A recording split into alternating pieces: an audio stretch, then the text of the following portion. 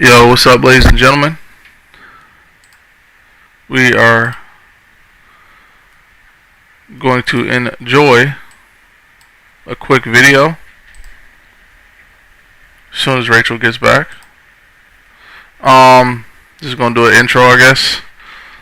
This is Bishop Curtis Kelley, and he has a really interesting story about his experience being a Satanist and all of that good stuff. Now, I probably heard about this story.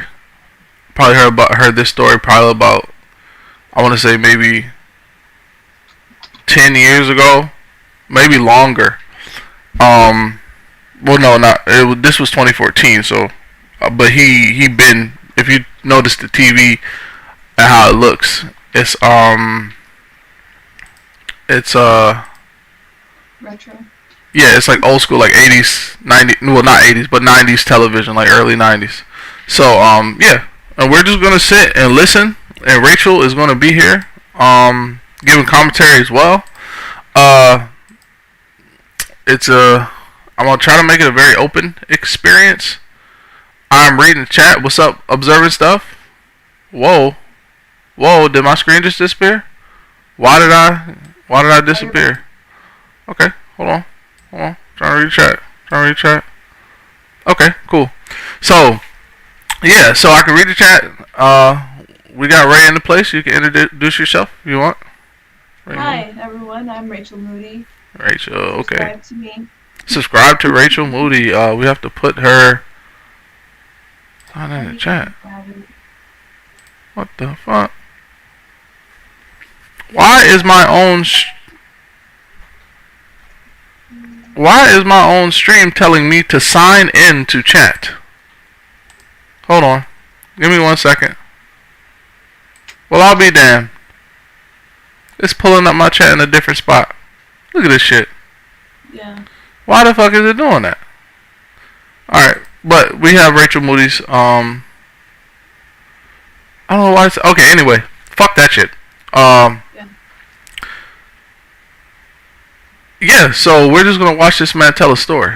And hey, Rachel, if it's too fast, like sped up, just let me know. I'll change Hurricane, and goodness knows what else, tsunami. So whatever I call you, Curtis, please okay. forgive me. That's all but right. It's officially earthquake. Pastor, evangelist, former heavyweight boxer with a tremendous testimony, which I hope we'll be able to draw out tonight and share with you to really encourage and help you where you are tonight. So sit back for the next hour and enjoy it with us. So, Curtis, thank you so much for dropping by. Thank you, Enjoyed brother. it. I guess the first question I've got to ask. I said I was gonna unmute the screen that I'm watching your live on, because through the StreamYard I can't hear the video, so it's probably gonna be an echo for me. I'm just wondering what it's gonna do for you, so I'm gonna go ahead and unmute it. Okay. Well, can you hear it on YouTube, on my page? I can hear it. I'm gonna check right now, but I just don't know what it's gonna do. Like, if it's gonna try it you or whatever. Okay. Let's try it. Ask you, is this title Earthquake? Did you get it for your preaching or for your boxing? Well, No, you're good. Okay. sort of both. Yeah, sort of both. I mean, when I was 3 years old, I had this dream. In this dream, I was looking out the window, and I saw the ground shaking, and there was a lot of chaos and destruction, and the ground opened up and swallowed up some people, and it closed back up.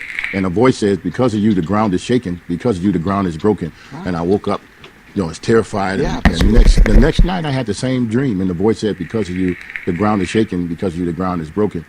And I didn't know what it was as a child, but when I became a heavyweight fighter, and I was trying out for the Olympics back in Los Angeles, and this guy I was fighting against, he was out of Long Beach, California. He had these arms like Popeye in the front, and he was tagging me pretty good, and so I just prayed. I said, "God, this guy's getting the best of me," and I closed my eyes, and I threw a quick jab, and I locked it and hit it right here in the glabella. They say ring your bell, and knocked him down to the floor. And to my surprise, this sport. I might have mistitled it. This might not be the right man. Now that I think about it, but we'll still listen to it. Fuck it. a caster was saying, man, that guy hits like an earthquake. Yeah. So that's why. That's where you got it. Yeah. But I would imagine your preaching is pretty dynamic as well these days. God be the glory. But let's go back to the beginning, Curtis, because you've had a very, let me put it this way, interesting childhood growing up, and you're a real trophy of grace. But I think you had a lot of experience of voodoo from your family. Can you tell us a little bit of what that was like growing up in that atmosphere? It's scary. It was horrible. It was tormenting, Doug.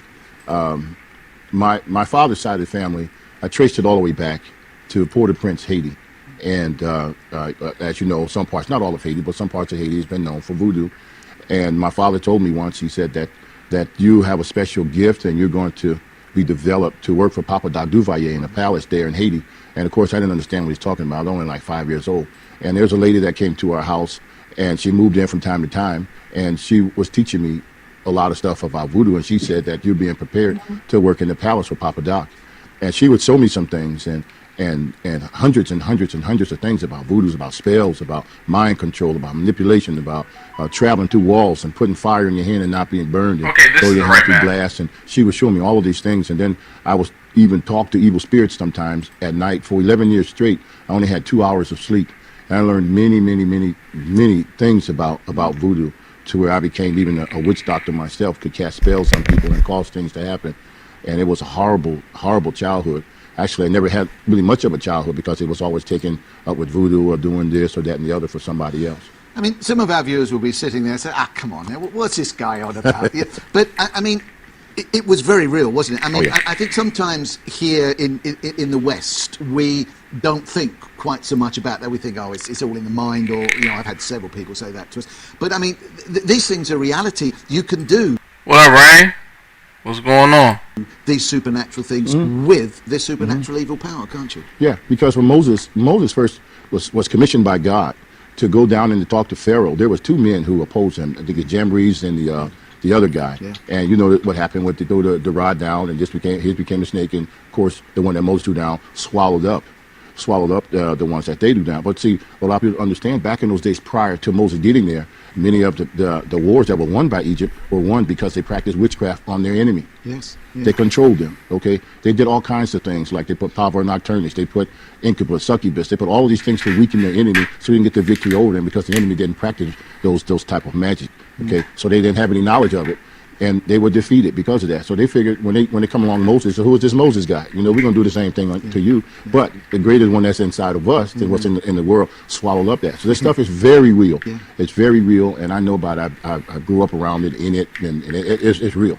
When you were growing up around it, were you fearful of it, or did you feel you were in control because of the way you were taught? Half and half. When you see a lot of these spirits, Doug, that are real, and you know you can command them to do certain things, and they do it.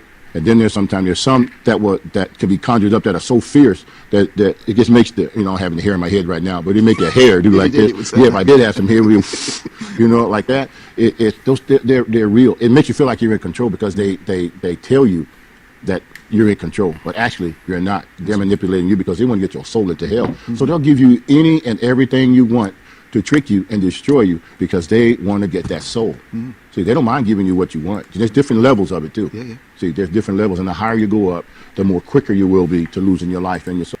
It's really interesting how he's speaking about this, because if you listen to him talk, now you shouldn't judge a book by its cover, but when you just listen to him talk, he became a boxer, but he's very knowledgeable about this certain subject. People in an early age that don't really delve into things like this and learn about things like this just so they can sit up somewhere and lie. It isn't. And like, I don't know, he's speaking about it as if he really did experience it. It's strange. How did this sort of affect you? I mean, most children, grow up through into teenage years, and they've had certain things, certain experiences. But it seems to me that you were so steeped in this whole occultic realm must have really affected your outlook on life, your outlook on God, your outlook. I mean, was that all? Did that totally take you over at that period of time? Unfortunately, yes, it did, because I was called crazy, and a lot of people, they wouldn't bother me. Or, I mean, one time I was walking down the street, Doug, and this man, he saw me coming, and he was hollering, "Here comes that crazy kid! Here he comes! Take the children!" And I mean, everybody that had a child grabbed the child and ran in the house, and I was left out there by myself. And I said, I must really be bad if everybody runs in the house when I come. I mean, the parents would take their children and run, and it did have an effect on me. It did have an effect because you feel like you can't be beat, you know. And if you wanted to send fire to somebody's house, all you had to do was speak it.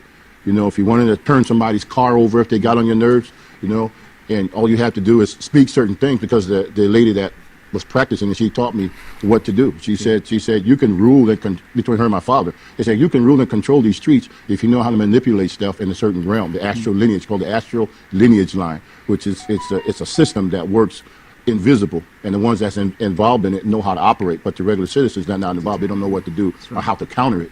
You know, and at that time, Christians were the enemy. You know, they were the enemy. I even tried to put a curse on to certain young men that used to hang with me in the streets, and they went to a revival meeting and they got saved. And I said, how dare they leave me out here in the streets like this? So I took a little little spirit, and I sent it after them to destroy them. And the spirit came back to me, and he said, we can't do anything. And I sent that little spirit back, and I said, I tell you to go there and destroy them. And it came back again. And they said, we can't do anything. So I did what's called astral project, when you come out of your body. And so I came out of my body. People may not believe, but this stuff is real, you know. And I went and I looked, and when I got there, I saw these two big giant angels with swords in their hand protecting these two young men. Was walking around these two young men, and I came back into myself, and those spirits were still standing there when I stood, and I said, I see why you didn't. I said, those guys got more than we do. Did that? What did you think when you had that experience? Here you were able to do so much because of the power that was within you at that point in time, and that you saw there was a greater power. Did that have any effect on you at that time of thinking, hey, maybe I need to go after the greater power? No, I was trying to figure out how I can defeat those angels. Right. How come the lady didn't teach me how to deal with this group? Because these are some big dudes, Yeah. you know, big guys. And I wasn't thinking about God at all. I was trying to figure out why mine didn't work, as opposed to embracing that stronger power. I just didn't want to do that at that time, because Yeah, that's interesting, isn't it? Because, you know, I think some people at that point in time would have thought, hey, I must go. But it's very interesting. All you wanted to do was to say, well, my power must be able to deal with this. Let's find a way of doing it. Just find a way to do it. But it didn't work. Yeah. You know, it didn't work, and I couldn't understand what's the difference between what they had and what I had. And I was like, I got to climb up here and try to find out what's happening. But there's no way you could be God. He's just too big. We'll come on to that, because that's certainly what you found out after that. Yeah. We'll come on to.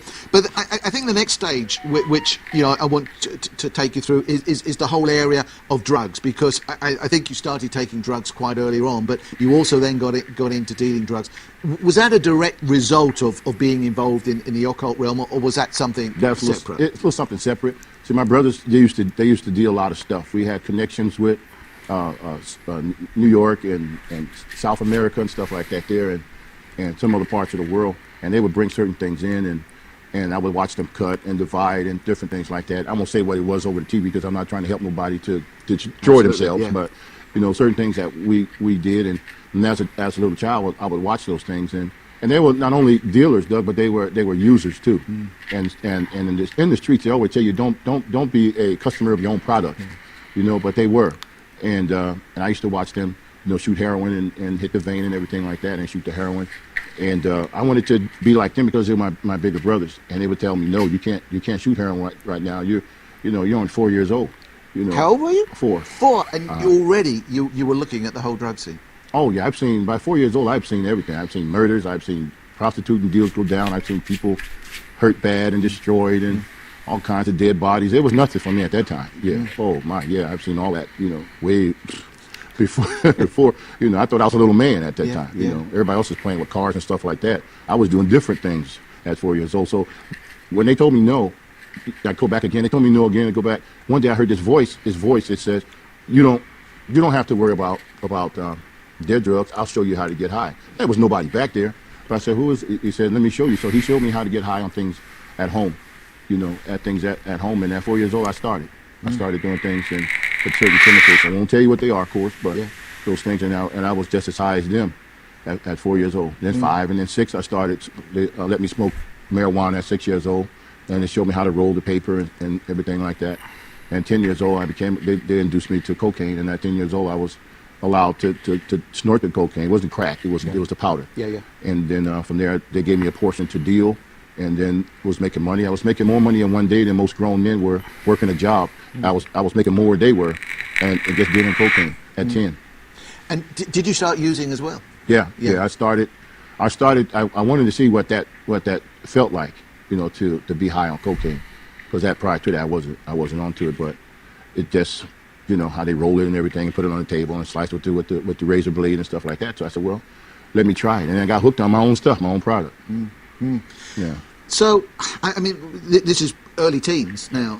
By this time. Up until that point, I mean, apart from this time when two of your friends, as you said, had gone to revival meeting and become Christians, had you had any spiritual Christian input into your life, or was that just something that was way out there and you didn't know anything, or were you even beginning to struggle with any of those things at this point in time? Oh, I'm glad you asked that question. My mother was a spirit-filled Christian. Really? And I remember my mother would sit in a chair like this, and she would pray, and she was rock, and she would pray. And I thought in order to be a Christian, you had to rock all day. I think, man, I didn't want her to sit there and rock. I think you had to sit there and rock, and do like this. Rock. So I watched her, and I would laugh, and I said, I should go rocking. But when she rocked, some great things happen. Put protection around the house. Different things like that. I mean, it's not the rocking, but her praying. Because she's touching the Lord, and she would anoint my head with oil.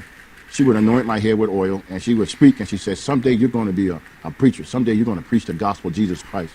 And my father, since he was into voodoo and different things like that if he found her doing that, he would smack her through the ground in front of us. Right. I had 9 brothers and sisters, and he would beat my mother down through the ground, because my father had me doing other things for him. Yeah. And he didn't want that competition. To my mother, so she was wise, and when he wasn't home, she would anoint all of our heads with oil. I always say, my mother put so much oil on our heads, Doug, we can slide from one end of the house to the next. We were some real slicksters, because she would slide with that holy oil. Did that give you a conflict inside though, or even in your head, that here's your mother doing this, your father doing that, completely opposite? Did it give you a conflict, or was it almost sitting back saying, well, let's see who wins? I mean, I don't think I could even imagine what that must have done to you at that time. It gave me like a conscience. Right. When we used to do heist, I guess they say heist over here. Yeah, use that word. Yeah. Okay, I'm trying to talk like Don't worry, be yourself. We'll put subtitles up explaining it. So we would do stuff like that, and my problem was, and it still is, I don't like to see people struggling, hungry, and no shoes and clothes, stuff like that. And so when we did that, I would never keep the money for myself. I would go around community and take care of the poor with it.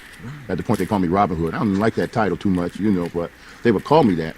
It wasn't I was trying to do something for people to see it. I didn't like poor people around me, and I guess that comes because of my mother's influence, because she would always take in people. It was 9 brothers and sisters, or 10 brothers and sisters, and then there's always neighborhood children that run away. She'd take them in, and so her prayers, it put a conscience in me, because at that point I didn't really have, because when you see people killed and murdered from the time you're a little kid over, you get hardened. Yeah, absolutely. Especially when you don't do something. My dad, he wouldn't whip me with a belt like this, with the leather part. He'd wrap this up and he'd hit me in the head with a buckle. I get beaten in the head with the buckle, and so that was making me a hard child. And he would make me stand against the wall, and he said, I told you, he'd crack me in the head with the belt buckle, and I would stand there, and I said, God help anybody else to get in my way. I can't do nothing to you, but everybody else is in trouble. Yeah. And so, but my mother's prayers, it would always say, what, I'm fixing to cut your throat. But it seemed like there would be a hand there, a hand of conscience from God said, don't cut that person, and like somebody talking, say, don't do that.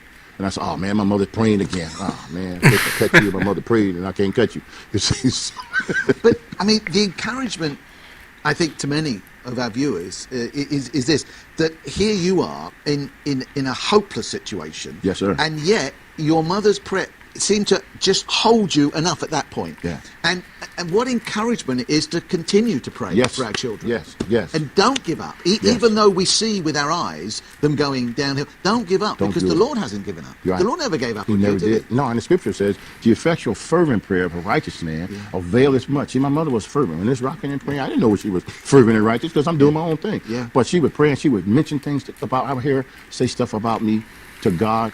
And I'm telling you, stuff started to happen. You know, I can count to this day, 60 of my friends are dead or in prison, you know. But because of my mother's prayers, it was like there was a shield of angels around me. And it works. I'm telling you, it works. I'm telling you, Doug, it works. I tell people everywhere around the world, we've been all around the world preaching. We tell them, you mothers who are praying, keep praying for your children. Keep on. Don't stop. I'm a living witness of what God will do. If you keep praying. Get your bottle of oil, praise, not the power in the oil, it's a point of contact. But get that and anoint them. If people say, well, that's crazy. Okay, it'd be crazy for you not to do it. Because I'm a living witness, Doug, what happened. Amen. Oh, Amen. I feel the revival coming up here. Yeah. I mean, but I feel, I think there are one or two points, especially in your life, that we really need to draw out. But I think that's one that we so need to underline to encourage people not to give up in prayer, because God knows, and God's there, and He wants to answer, He wants to, and there's a timing in it. But it's going to happen. It's going to happen. Yeah, He'll let you run. You know, it's like we were talking about catching fish earlier. You know, He let you, it's like the fish, they got your bait, and they think they're getting away, go down and hide under a tree or log under the bottom. But after a while, they're down there thinking they're eating and hiding. After a while, they feel this yank. Yeah.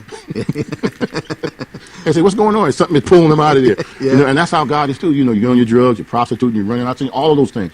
You know, but then that prayer, the effectual fervent prayer, look like you're so deep down in sin, look like you can never give up. But the hand of God, hallelujah, it's like that cord on you. He's trying to reel you in, you know, reel you in. You know, you ever walk down the street and you feel something go, you ever had that experience? Yeah. There's somebody shooting at you and the bullets miss your head. I've not had that experience. I've not had that. You ever something go over your shoulder, Doug, and just, well, I have. Oh, yes, I've had it. What in the world is somebody shooting at you or somebody bearing down on you? It's because my mother's prayers, keeping those bullets across. Okay. Oh, my God. And then you look at the wall behind you, there's a hole in the wall, somebody shooting at you. You don't even know who it is or why it is because my mom stood in the gap. You know, she stood. Oh, I've had guys try to cut my throat, and I felt the wind push me out the way. A rival gang member pushed me out the way. The wind, on a clear day like this, in the wind. And all I saw was that, and this guy cut me right here. Right. I went to the hospital and realized the word was he was trying to cut my jugular vein and missed. I'm on this prayer, see? Prayer. Oh, don't give up, hey. Man. Don't give up on don't prayer. Do it. That's the first real lesson that comes out of tonight, I think. Yeah, absolutely. Amen. Let's move on a little bit. Sure. Let's talk a bit. How did you get involved then in boxing? Well, I used to fight on the streets all the time. You know, fight. I just love to fight. You know, I'll fight a wall, stop sign, I didn't care. I'll fight a dog, I didn't care what. I said, because I tell you clocked in the head with a belt buckle, you got to get out there and release that somehow. So I just like to fight, you know. And you got the fist for it there. Yeah, I've been looking at those. I'm so glad you're on my side. Oh, they for laying hands on the sick now. Yeah, no, absolutely. But when you do that, yeah. Oh, it still works, Doug. I don't know. I'm about to come out of retirement, huh? Yeah. No. You carry on laying hands on the sick. I think it's far better. No, I was with a friend of mine. We were downtown in Connecticut, and there was a boxing gym there. And there's this guy. I was walking past, and I saw all the pictures of Ali and Jersey Joe Walcott, all the guys I liked. And the guy beat Joe Louis before he retired. I can't think of it. Rocky Marciano. Oh, Rocky Marciano. Yeah, I remember that. Yeah. All those guys. I see this. I looked at him and I said, wow, man. And I could hear the punching back. So I looked in there. And so I walked in, and there was a guy in there, you know. He was a white guy, but he had a nose like me. So I'm like, man, what happened to your nose? He said, I got punched. I feel like he was being punched in it all the time. So he said, I know who you are. You're that little bad kid in the neighborhood, always fighting all the time. He said, if you come in here, he said, I can train you. You can get paid for it, you know. And so I realized I'm fighting. I'm already getting paid. You know, I'm dealing in stuff on the street. So I don't need to get my nose like your nose. I already got a nose like you, you know. So he said, come in and train. So he started training me. And I told him, I said, a street fighter can beat boxers any day. He said, no, it's the other way around. He said, I can train you, show you some technique. You know, you can fight. I can jab up like this. He said, I can show you how to really fight. So he took me under his wings, and he started training me and helping me. And he showed me some things that I didn't know how to lock your wrists and don't pull way back here, and so, you know, things like that. And so I don't even remember his name. I know he just took me under his wing, and he helped me. And then I had a fight in a Golden Glove fight in school, and I was under another guy, not him. Another guy was showing me some things to train for school, and I was fighting a southpaw, a guy who hits hard this way instead of this way, you know. And the guy, I never forget this guy. First name was Stewart. That's all I'm telling you. And this guy, he would fight on his tippy toes, and he would jab this way, and I walked. Next thing I know, I saw lights. You know, walked straight into it. I walked straight into it. So after the fight, the gym coach, he said, "You're fighting a southpaw." I said, "No, the guy's name is Paul. His name is Stuart." He said, "No." He said, "He hit hard with this hand." So I went back to the gym and realized the guys what they showed me what to do to get around it. And so we had a rematch with him, and that guy tried to get me with that punch again. It didn't work. And then I got him because he threw that one point and committed himself, and then I got a chance to tag and combinate. So I went on from there and started what's called the bare knuckle fights. Before they're famous now, but we did it for free. The way my knuckles is all scarred up now. I love the bare knuckle fight. I loved it coming under and bang bang. So I love bare knuckles, and from there it just went on and on and on. Boxing. And did you get into the Olympics? I tried. You tried, yeah. I tried. You had trials for it, didn't you? Yeah, it was Mike Tyson was trying for the regular heavyweight, and I was, of course, bigger than him, so I was the super heavyweight, and so he got beat. He got beat by I can't think of the guy's name right now, and I had another situation. I was pulled out at the last minute, right. And that's what some things went on. I won't say, but God knows He had a purpose for me anyway. So yeah. And that is sort of mid-teen to late teens is that period. Yeah, they're old past late teens and stuff. Yes.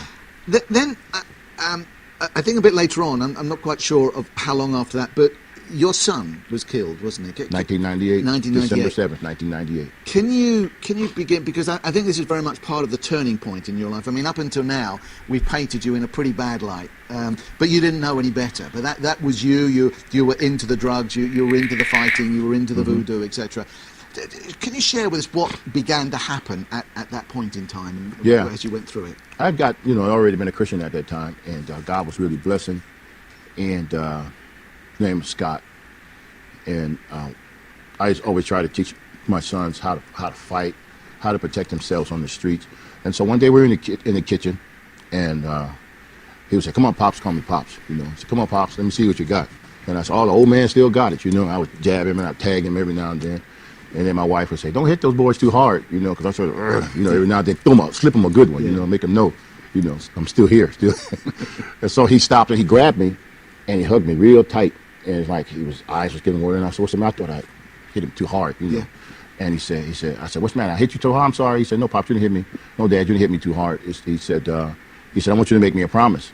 So I said, "Okay, what's the matter?" He said, "I'm not going to let you go until you make me a promise." So I said, "Okay, what is it?" He said, "I want you to promise me you will never, ever stop preaching deliverance and helping." Because at that time, my wife and I, we were taking in so many people to live with us in our house. The only part of our house that wasn't used as a bed was our bathtub. People lay on the floors. I mean, but it was fun. We were taking in people. That's the way my mother was, and we helped people. And he saw that. He was watching, our children watching that. He said, "Dad, don't never stop. Don't never stop. Don't never stop." And so I promised him. And so he let me go, and he ran out the room. And, of course, my wife said, "What's wrong with him?" She said, "Did you hit him too hard?" I said, "No. We was just play boxing in the kitchen, and he got sad and held me and ran out." I said, "I didn't hit him hard or anything." And so the next day I had to go preach in Las Vegas. I had to go preach in Las Vegas, Doug, and I really didn't want to go. I felt like something was wrong. I didn't know what it was, but I felt something. And the other bishop said, "You got to come, Earthquake. You got to preach. People waiting on you." I said, "No, I don't feel like I should go right now." He said, "Oh, come on, you got to go. You got to go." So we got in the car. It's like a 3-hour ride. So got in the car and we went all the way down there. I just didn't feel something felt out of place, something wrong. And so when I got there, I said, "I better call home and see what's going on." And I couldn't reach anybody, Couldn't reach anybody. My oldest daughter, my wife, the house phone. Couldn't reach anybody. And I got a call at the worst call you ever want to get. It was when my wife called me saying he was shot and killed that very next day. I tell you, it was so hard to hear that, And he had told me, he said, "Dad, whatever you do, don't stop preaching deliverance." He said deliverance.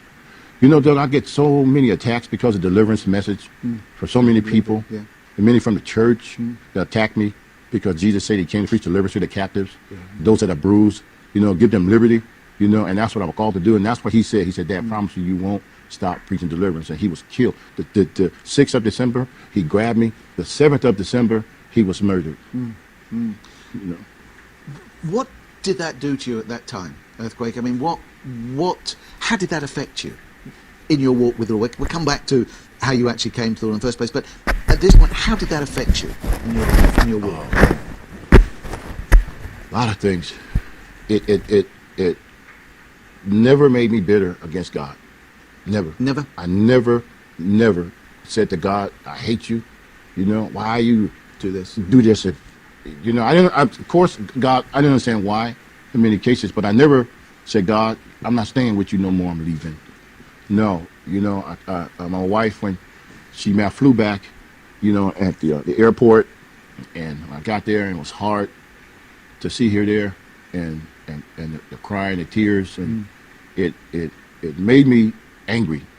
It made me angry, but now that I got mad at the devil, and I told the devil, I said, you know what? Okay, yeah, you got one of mine, but I'm getting millions of yours. I'm going to get so many souls saved for what has happened to me. And so that next couple of days, this preacher, his name is Tommy Barnett, he found out what happened, and he said, Earthquake, I want you to fly over to Phoenix. And they was having some kind of meeting there. And I couldn't even talk. I was so hurt. Yeah. I couldn't get the words to come out of my throat. So I had to write them down for him. And he said, don't try to talk, Earthquake. He said, write them down. So I wrote them down. And it was like 7,000 people. He has a big church there in Phoenix. And it was 7,000 people there. And he got up and he said, you all that heard, we announced what happened to Earthquake and his family and his son. And God spoke something to me. He said, I want you to preach love, forgiveness, and a relationship, not vengeance. Because I know what it is to be a gangster. I grew up one. I know what it is to deal with guns and knives. I know what it is to hurt people if you hurt me and my family. And before Christ, BC, before Christ. But now, God spoke to me. He said, I want you to preach love, forgiveness, and a relationship. On that airplane, he kept telling me on the way back from Las Vegas. And I told that to Pastor Tommy, and he read that to the people. He said, here, this man had just lost his son last week or so. And he said he preaching love, forgiveness, and relationship. And from that, Doug, 3,000 people got up and rushed to the altar and got saved. And I said, Satan, I told you. I told you I'm going to start taking souls back and get people saved. And from that day to this is exactly what I'm doing. I could have got so bitter, I could have became an alcoholic. Yes. That came into my mind. The enemy said, why don't you get you a good old, hard, stiff drink. Drink your troubles away. Get you some booze. You know, leave your family. Go away somewhere to Tibet somewhere. Become a monk. Ain't nobody going to miss you anyway. Yeah. All that crazy stuff was coming to my mind. But God said, I'm going to use you through this. Through this. That's what he's been doing ever since. It's, people listening tonight maybe haven't had such a tragic event in their lives as you had with your son being murdered.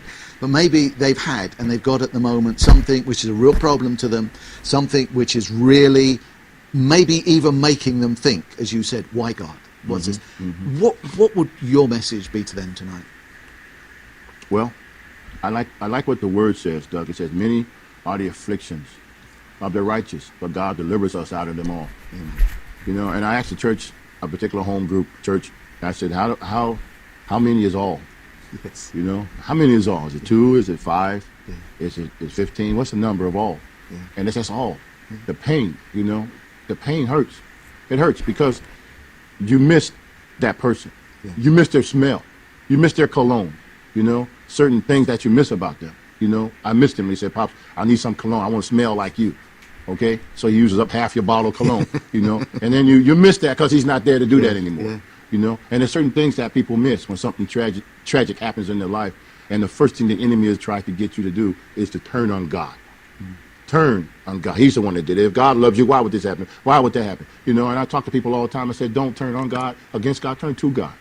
Turn to him. Praise him through this. Praise him. You know, Job is one of my heroes in the Bible because he lost 10 in one day. You know, and instead of him going out getting a stiff drink and turning 2 up, he went and he just started praising God through all of that, and he had the devil riding his back every day. You know, so I tell people all the time, I said, turn to God. Turn. I get emails from all over the world. Earthquake, I just lost this, I just lost that. How did you go through something as horrible as that? You know, it's because God spoke to me. He spoke to me. He said, you are going to have to push yourself. Apostle Paul says, press. You got to press in. You must press in because the enemy is going to try to press you out, but you got to press in. Because suicide comes to your mind. Don't you think the enemy didn't hit me with suicide? He hit me with suicide, sure. He even tell you how to kill yourself. Make it simple on yourself. Do this, take that. And there's people out there now, Doug, that's listening to me, that even thinking about suicide because something bad happened. I'm telling them not to do it. Because God is coming right around the corner. Here he comes with the deliverance that you need. Amen. Amen. I wanted to jump ahead to that because I really wanted, I felt that was another one of the events in your life that we really need to underline for folks. But can we go back to the time when you became a Christian? I mean, here you were in this mess of a life, for want of a better term. how did you begin at that point, and what did God do to bring you out and to bring you to Himself? Remember I talked about that voice when I was 4? Well, that voice never left me. It always told me to do this, that, and the other. And one particular time, my mother said, she said, God spoke to me to move to Milwaukee. Now, we was running stuff in and out of New York into the projects of Connecticut, down Stanford. We was running all this stuff, and we were the distributor, so to speak. We were street corner pharmacists, if you know what I mean. I do indeed. So our pharmacy was going sort of well in the world standards. Yeah. And so my mother was praying, and she said God spoke to her to move to Wisconsin, which is about 1,200 miles away. And she showed us this brochure. She had it all. God planned it all. I gave her brochures and everything. She was showing us this, the Wisconsin Dells and the cheese and the milk and all those kind of things. And we said, we don't want no cheese and milk and no cave. So she said, you are going to move. So she packed us all up and moved. My father said he wasn't moving. So my mother left him right there. We was like, thank God. Finally away from this guy, you know. Yeah. So, but anyway, we all moved to Milwaukee, Wisconsin, and my brother's got a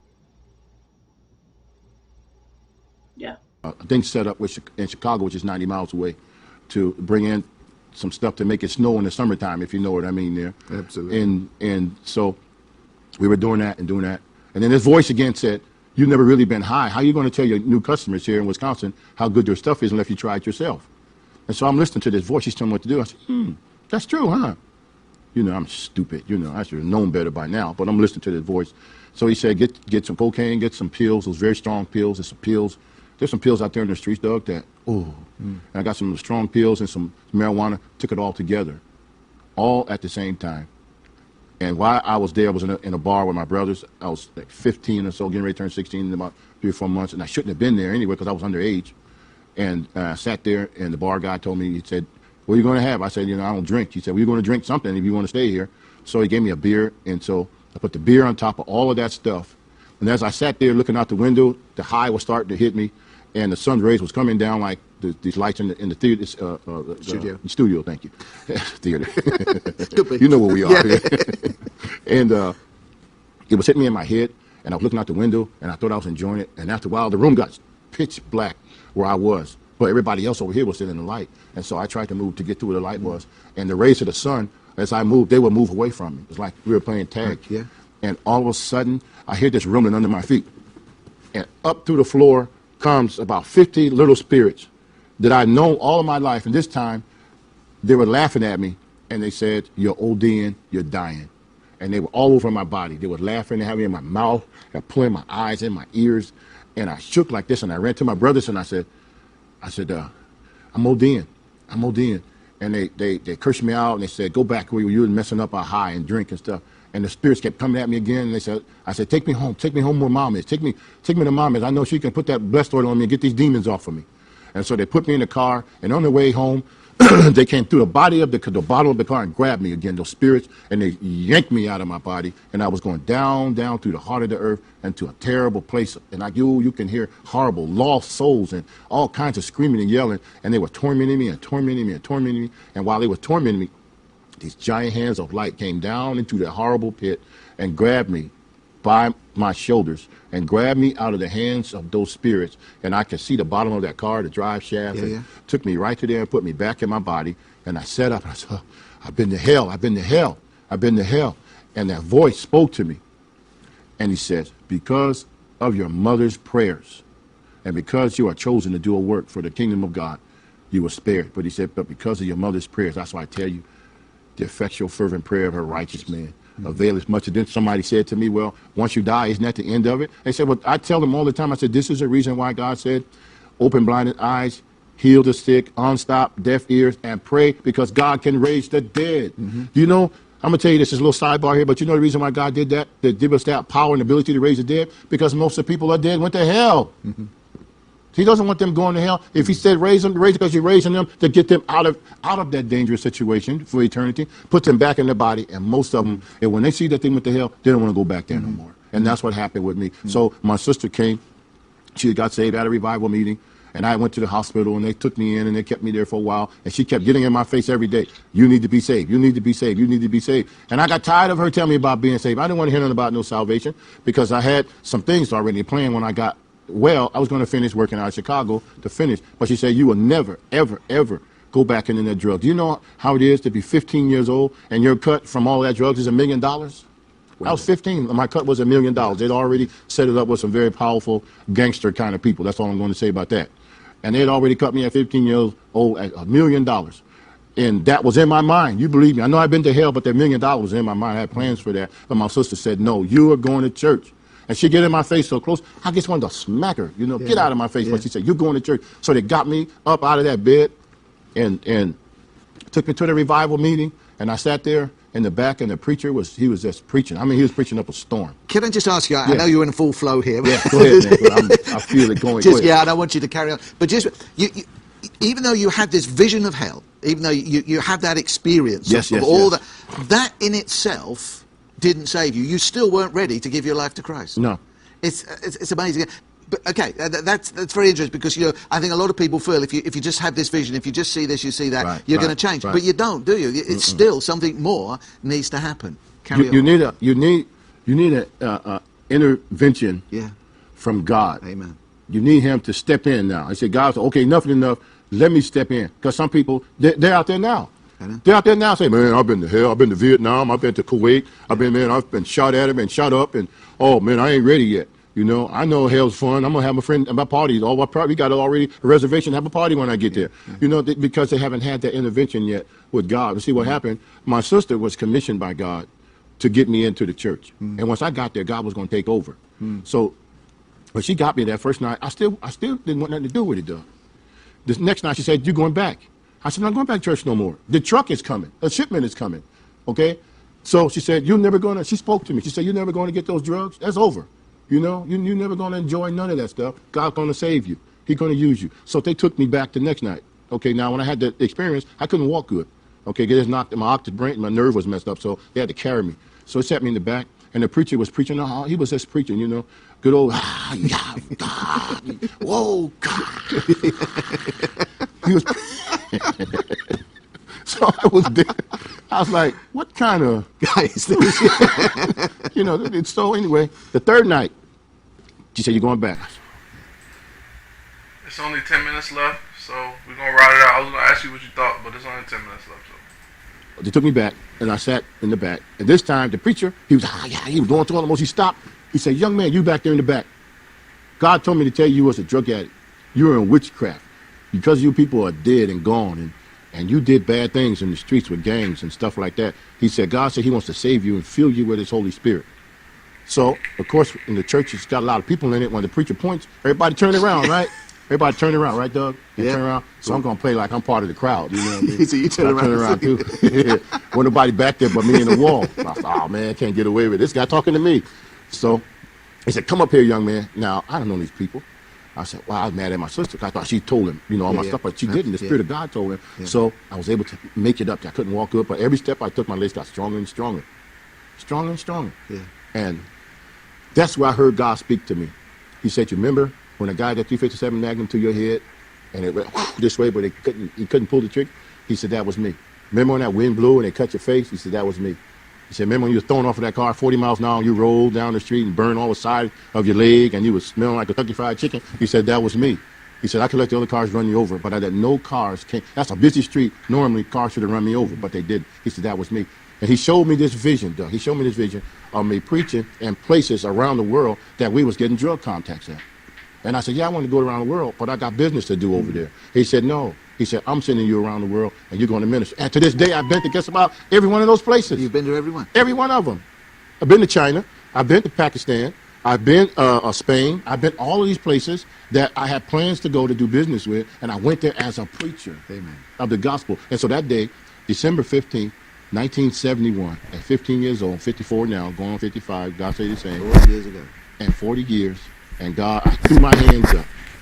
And I said, "God, I don't know what you want with this mess. I'm a mess. Yeah, I've done witchcraft. Yeah, I've done bad drugs. I've done all kinds of stuff." And I said, hold it, God, hold it. Hold it. Let me talk to you just for a second. And I said, "God, you know I do sorcery, and I do bad stuff with that." And I said, "Unless you're going to do more for me than this devil is, leave me right here where I am in the streets." And that's what He showed me. He said, "I'm going to do so much for you exceedingly and abundantly through you that more than you can even ask or think." And I'm telling you, He did exactly that. He saved me, Doug. He filled this thing. You know, it was a mess. It was. It was a mess, man. Can I ask you? Yes, I sir. mean, many people with the background you had, witchcraft, drugs, would need hours and hours of deliverance. Mm-hmm. Did God do everything for you in one fell swoop, or was there other things that still needed to happen after that night when he first met you? I'm glad you asked that. Cigarettes, I smoked 3 packs of cigarettes a day. He took it instantly. Weed, cocaine, marijuana, witchcraft, he took that all at the altar. But that spirit of rage, it stayed with me for years. Really? I struggled with so much rage. I don't have it now. I'm still, every now and then they try to rise up and I put it out like an old cigarette. You're gone, ain't no more. Yeah. But that rage, it stayed with me. It was like, if you looked at me, something strange, even though I was a Christian, I would drag you. I'd drag people out of the church and beat them up in church.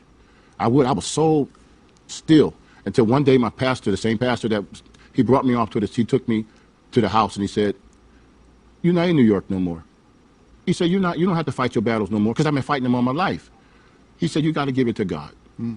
He said, "Go home and start praying every day. Pray and ask God to remove that rage from you." I was so bad that people would throw the middle finger up at me. I follow you home, and I pull you out the front door and whip you, and police and everybody. I didn't care who it was, because that's all my life. That's all I knew. I didn't smoke no more. I didn't drink. I didn't lust and all those kind of things. But that rage, man, it held me. And there's some people still watching now. They're full of rage. And God, I went like the pastor said, Doug, and I got on my knees and I cried out to God. I said, "God, I was the biggest fool as the pastor said I was. If I'm crazy and rage, I want you to take it." Yeah. And he started taking that out of me, taking it. And I mean, he allowed me to see that it was leaving, because people who would do things to me that I normally would act a fool and act crazy, I would say, "God bless you." God bless you, and I would tell him, I said, "I must be getting saved now. Before then, I would pull your toupee off your head, man." It is interesting. It almost seems as if God left something there so that you would continue to rely on him. And I guess there's, I mean, it's rather like, touching Jacob's thigh. So for the rest of his life, he limped. So he knew. And I guess each one of us has things which God is never going to totally deliver us from, in the sense of taking it away as he took the rest away, but that we trust him every day to be in control of that thing, whatever that is in our lives. Like Apostle Paul. Yeah. He said that thorn, Yeah. whatever it was, and it kept him praying. It kept him humble too. Yeah. He always remembered what it was, because Paul had a rage spirit too. He had rage. He come out of it. His background, if you know the word. Yeah. And like him, same thing. So God dealt that same thing in a way to me, and it humbled me. It made me easier to accept God's help as opposed to my own. Because back in the day, if he did something to me, I made a couple of telephone calls. I said, "We need to deal with this. Okay, these guys over there, we need to deal with them." Yeah. But now I go to God. I said, "God, you deal with it." Amen. You deal with it, because I messed it up myself. Yeah, it's relying on him day by day. Yes, sir. Hurricane, Okay, quite, tsunami, tsunami, whatever. You're everything. We're in the last few minutes of the Yes, program. Bless you for sharing your heart, and I really do feel that some of those things you've said tonight are going to meet people right where they are. In the last couple of minutes or so, what do you feel is the message that God is giving you for the church today? You're still traveling a lot, you're still preaching a lot. And you're here for a week or so in England at this time. What do you feel the message that God has for his church today? What's he putting on your heart? Repent. He's told me, I had a brain aneurysm some time back, 2004, and while I was in the hospital, Doug, I passed away a couple of times. Saw hell against and went into paradise, and God said, "I'm sending you back with a message." He said, "Tell my people to repent." He said, "There are people who are holding things against me because I did not give them what they wanted in the time that they wanted it, or as fast as they wanted it." He said, "Until they release me, who has never sinned ever, they can't be the evangelists, the businessmen, they can't be the parents, they can't barely be anything until they remove that cover off of God. Take it off. God has not ever hurt us at any time." And he told me, so I'm sending you around the world to tell my people to seek me, repent from their sins. There's so much stuff going on in the churches now that doesn't make any sense. And that's what God has sent for us to seek him. If my people who are called by my name will humble themselves and pray and seek his face and turn from our evil ways, then he'll heal the sick, then he will heal the land. But we first have to realize, do inventory on ourselves and say, "God, is this wrong? I want to stop it." Then he'll start blessing, man. So that's what he's told me, to tell the church to seek him. Repent. Don't try to make the flesh your queen, your king. Not the Queen of England. God bless the Queen. No, the Yeah, earthquake loved me. I don't think they put you in the tower these days. It's all right. Yeah, thank you. You know, I do like. Okay. So, hold on, my bad. So yeah, so I've never heard of him as a boxer, but he wasn't like a heavyweight champion, or they would have mentioned it. But yeah. Oh shit! Why can't I see myself again? What is happening? You know what?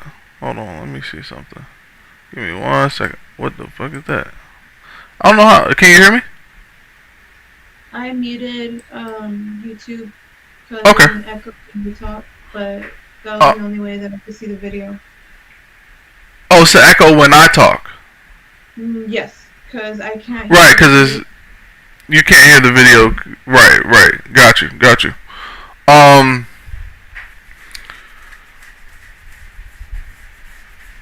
You want to know why I'm stupid? Because of this. Hold on, I'm gonna show you something. Give me 1 second. What the fuck is that?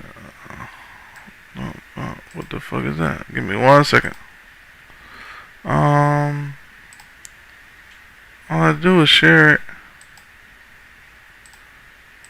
with the audio, right? I'm dumb. Alright, so let me see. What the fuck is that? Alright, so yeah, man. What do you think? I have questions more than anything. Okay. What questions? What's his denomination, or like what is his like belief? I think he's he didn't really say. He just said he's a.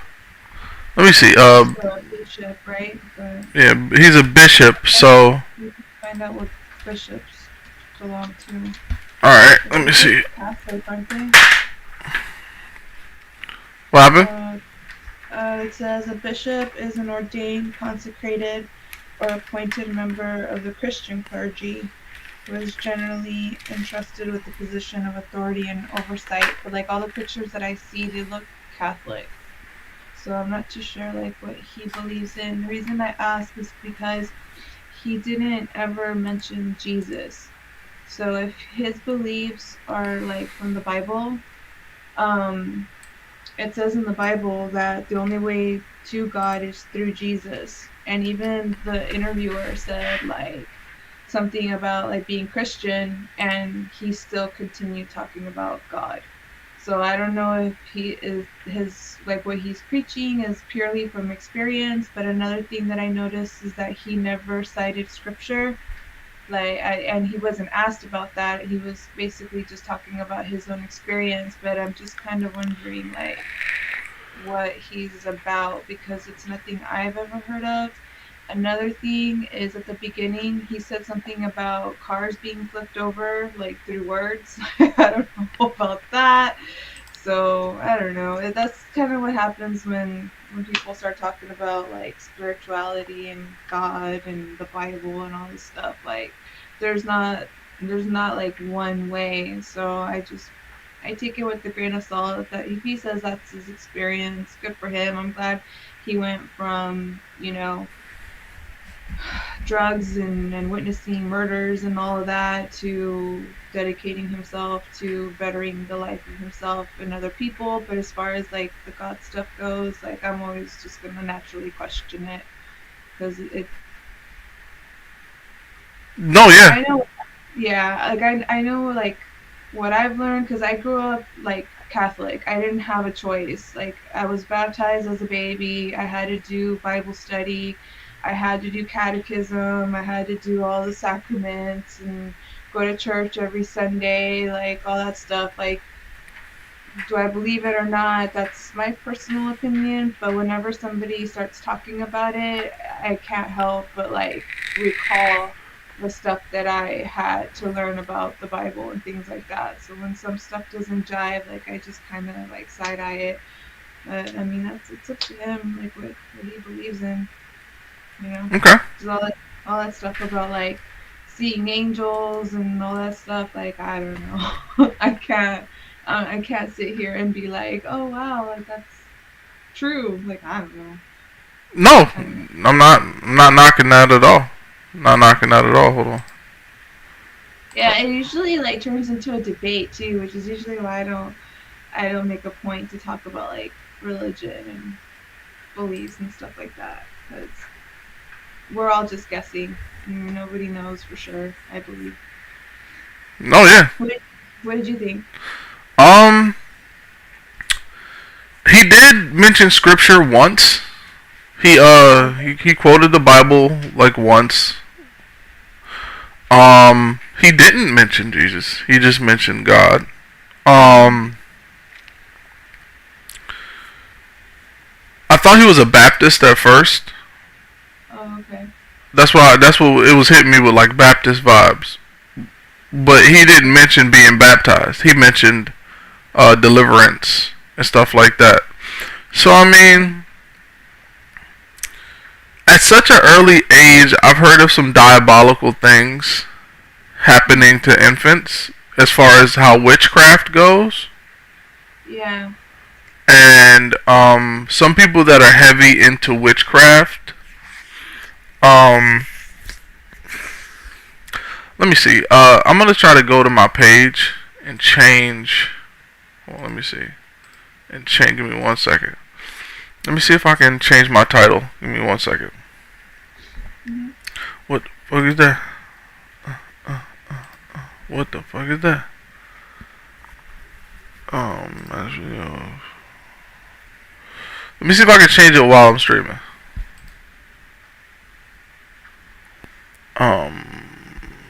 Options, edit title.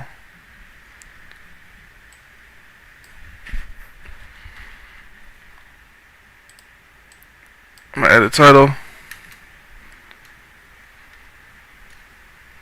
Alright, hold on. Okay, so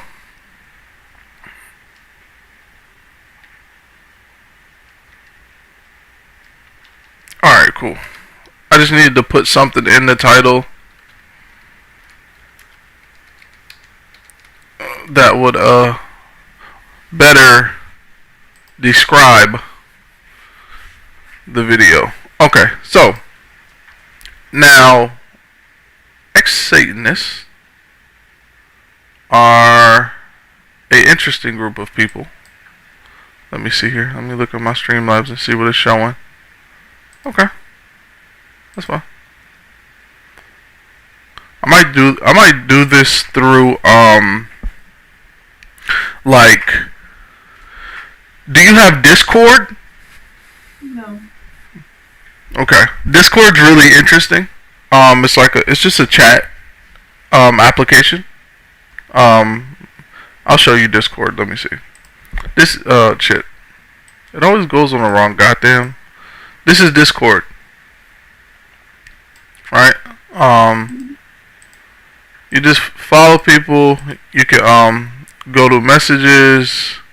They don't really have a video thing where you could like jump on it and shit, but yeah.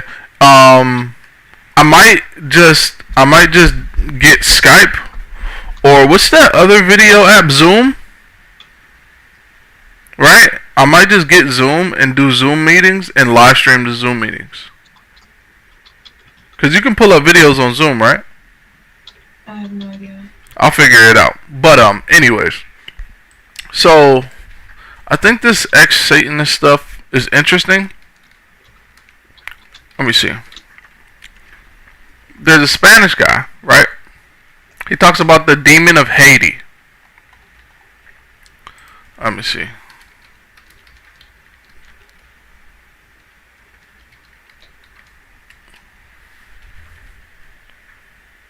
Which one is it?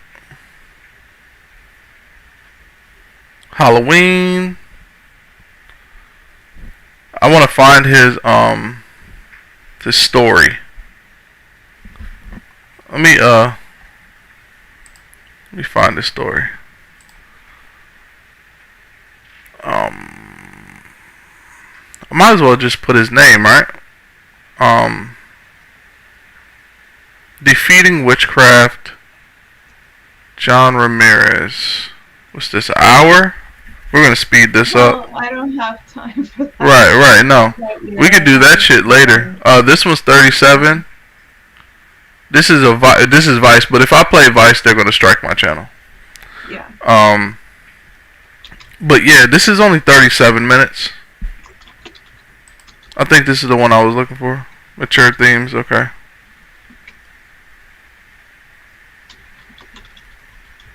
What the fuck is that? But you can hear the video now, right? Yeah. Okay, cool. What is it? That's not even Michael. You know that, right? And look, Santeria, all the witchcraft. And this is the stuff I had, the caldero. This is the caldero. And this is. Remember remember the tabernacle, right? When people met Jesus, they had to meet Jesus. This is the tabernacle of the devil. This is the tabernacle of the devil.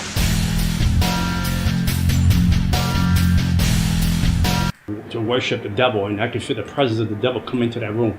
And my father would worship and speak in tongues, in demonic tongues. We reached the South Bronx. They got like 7 neighborhood that, first of all, the first killing.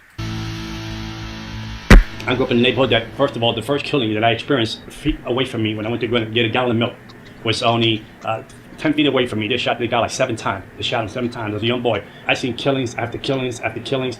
In order to survive in the streets of the South Bronx, you had to be a killer. You had to be a murderer. You had to be smart. You had to be slick. My father's side, it was all witches and warlocks. We lived on witchcraft. We had a contract direct with the devil himself. My father, I remember when I was younger, like 8, 9 years old, I would see him go into the room to worship the devil, and I could feel the presence of the devil come into that room. And my father would worship and speak in tongues, and demonic tongues, and worship and put flowers and put candles and put water. At 7 o'clock at night to 5 in the morning, I was already going to demonic church. I was going to witchcraft church. I was being trained to be. I was being trained to be a warlock. I was being trained with witches that were in the religion for 30 years, 40 years, 50 years. They were training me to learn how to speak to principality, spirits in the ground, the devil himself. You couldn't speak to the devil right away. You had to earn your right to speak to the devil. And the first mass killing that they did in my neighborhood was at this house right here. The husband stabbed the lady 52 times and cut her ears off here. And then me and my brothers would hang out with their daughter, and we came to the house to walk them back home because we hang out with the daughters right here. And the daughters found their mother cut up to pieces here in this house. I was in a schoolyard playing with some friends in the schoolyard, and the pastor came, and they had this band came in, and they started singing songs, and people started to gather in the schoolyard, and it was an amazing atmosphere, amazing joy in the schoolyard. And I came from a broken home. This pastor's up on stage, and he's talking about some Bible story and some Bible book, and he's talking about how God loves everybody and all this other stuff. And for the first time, I'm getting kind of captivated. Wow, maybe God does love me. Maybe God wants me. Maybe God wants my family. Maybe God wants to touch me and my family. Maybe he wants to change my family around. And I said, well, I can get some of that. I'm going to get some of that because he's coming my way. And this is the first time ever I felt an incredible love that was undescribable. There's pastors coming off the stage and praying for people and touching people. So I said, now it's my turn. Now he's going to touch me. Now Jesus is going to accept me. Jesus is going to show me what love is about. And this pastor passed me by. Never touched me. Never laid his hands on me. He went down the line, and when he came up to me, he passed me by and touched the other person. And I said, well, Jesus don't love me either. My dad don't love me. Jesus don't love me. We come from a broken home. Jesus, he likes the fact that my mother gets beat up. He likes the fact that me and my brothers go to bed hungry. He likes the fact that, there's no heat in my apartment. He likes the fact that when we go to school, we reject misfits in school. So this Jesus guy, he's just like my father. He's no difference. He's just like my dad. So I went home broken. I went home sad. I remember that a week later, 2 weeks later, I was at a schoolyard, hanging out, playing with a friend of mine, and I heard something fell and hit the ground, and it was a voodoo necklace. So I took the voodoo necklace. It had many colors. I took it, I put it on, and the necklace was my first contract with the devil. We went to a tarot card reading, and when I went to the tarot card reading, as a little boy, at 10 years old, we went. Oh, yeah. By the way, I don't fuck with people that read tarot cards at all. Like, when it comes to spiritual things, like, it's, oh wait, sorry, observant stuff. It says, we're talking about Discord. Oh, okay, cool. Yeah. What's your Discord observer stuff? Like, yeah, add me on Discord. And I started playing GTA as well. So if you play GTA, fuck with me. Wanted the lady that Rachel Moody doesn't have too much time for us. She's blessing us with her presence and her beauty for a short while. And when she's tired of us, she'll go and go on the yacht and have her mimosas as she should. Wish. was doing the tarot card, the witch lady that was doing the tarot card reading, she got fascinated. Her eye was fixed on me, and she said, "This boy." Huh? I go, it's gonna be more like cleaning. The backyard. Well, if you smoke enough weed, you'll be on a yacht. See? Oh shit. Okay, so it's the same as your YouTube. I'm gonna add you on Discord right now. Hey, Observing, do you play GTA? Because I just started playing GTA. I'm kind of getting it back into it. I know it's a little 10, 12 years late, but it's still fun. So. We want him. Oh, as I was saying, yeah, I don't fuck with people that do tarot card readings, palm readings, any kind of readings. Anytime, any kind of someone that's trying to tell me about things unseen, I don't fuck with it. If I ever become a big YouTuber, never watch this video back. Never assume that I ever want you on my channel. Never assume that I will ever promote anything you're doing.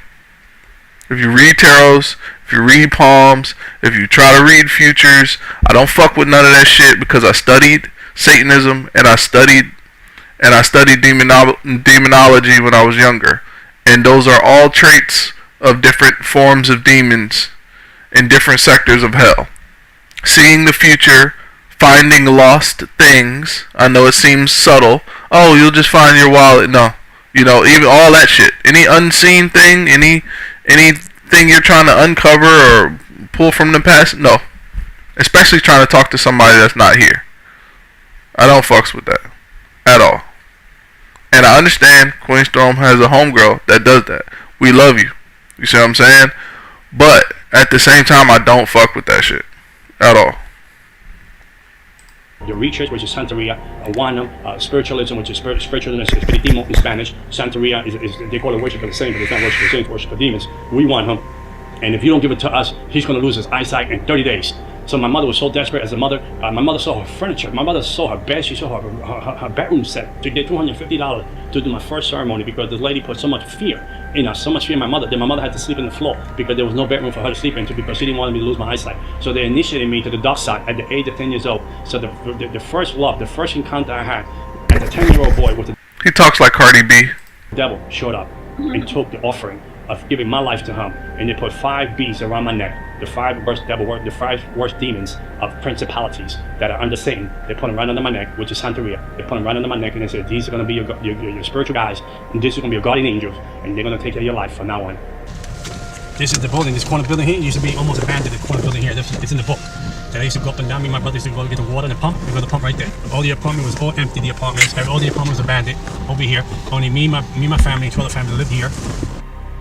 And my whole childhood was stolen. My whole childhood was worshiping the devil, going to demon church. I would go to demon church from 7 in the evening to 5 in the morning, being trained by witches and warlocks, colors, principle, rights. Who owns this region? Who's in this region? Who's running this principality? What principality name is this?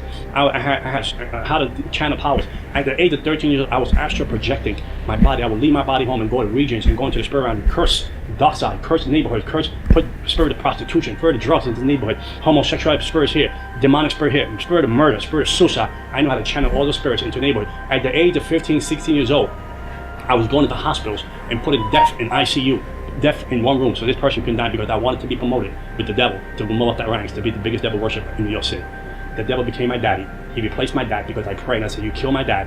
At the age of 33 years old, my dad got shot in a nightclub in the face. A woman that wasn't even his, and he had to go up and home. And the devil took him out. The devil said, "I replaced the old to keep the new." And the devil became my daddy.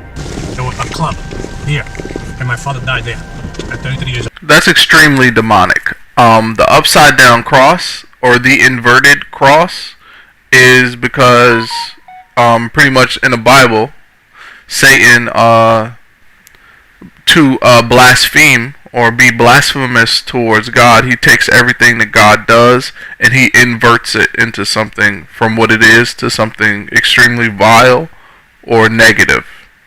And so he said that Satan said to him that he gets rid of the old to keep the new. When the Bible says that Jesus and God say that I make things new. So anytime you hear someone, I'm just, because this is very religiously charged, and I don't want to be unclear to people. If you are, no, I was just gonna say, if you are religious and you hear anyone using the word of God and inverting it or changing it to something else, that's extremely blasphemous and borderline demonic.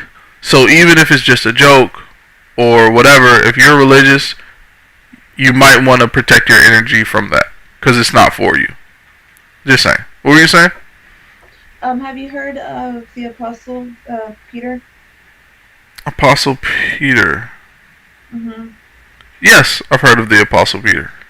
Yeah, he was crucified upside down because he felt unworthy to die the same way that Jesus Christ did. Yeah, that's a little extreme. I don't know if maybe his own.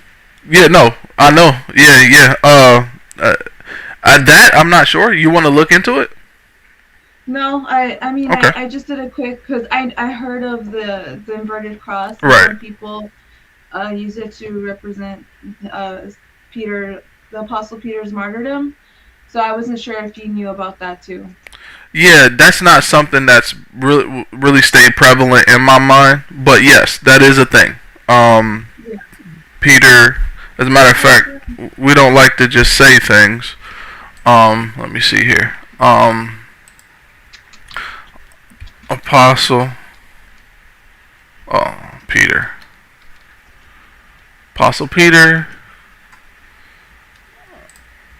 Okay, so.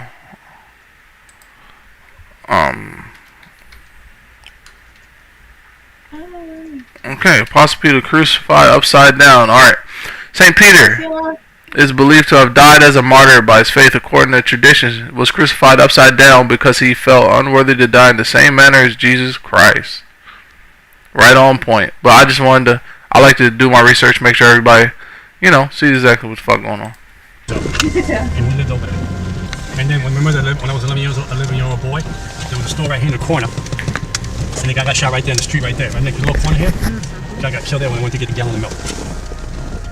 And I moved up the ranks from devil worshipping. I moved up the ranks. I moved up with principalities and demons to the point that I was able to sit with the devil like I'm sitting with you today. And the devil would manifest himself in human form. Or the presence would come into the room, and I would speak to the devil all night long. And he would give me assignments. I would go to 5 clubs or 5 lounges a night to look for people to recruit to the dark side. I would tell people their fortune. I would tell people their lives. I would tell people things that they did, things that was going to happen to them. That then they had no clue who I was. See what it's saying? I'm speaking to the religious people. I'm not assuming that everyone on this panel is religious. What's up, Sierra Brown? What's going on? You can hop on the panel if you want to. You just have to write in the chat that you're there, because both of my monitors are being used right now. But anyways, so just like I was saying earlier, he said he would tell people their fortunes, their past, and their present.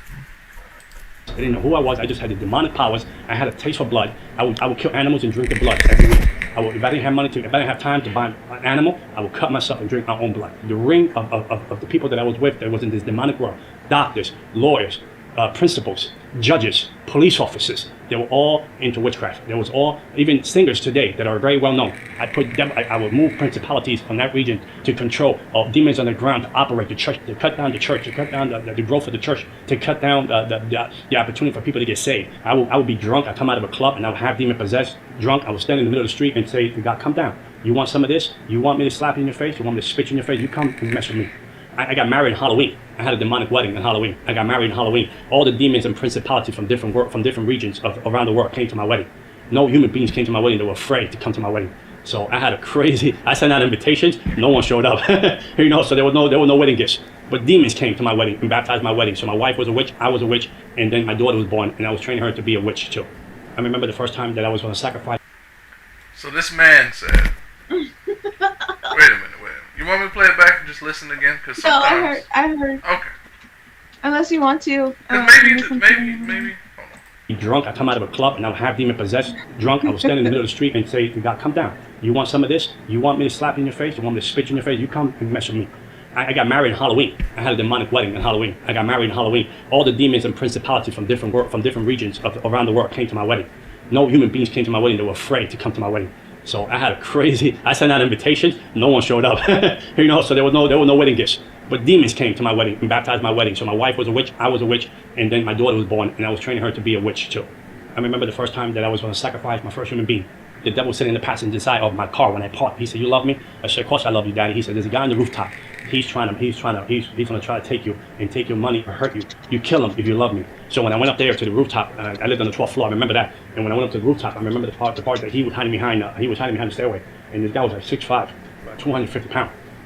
I was half demon possessed. I felt the demon within me, and it wasn't even me anymore.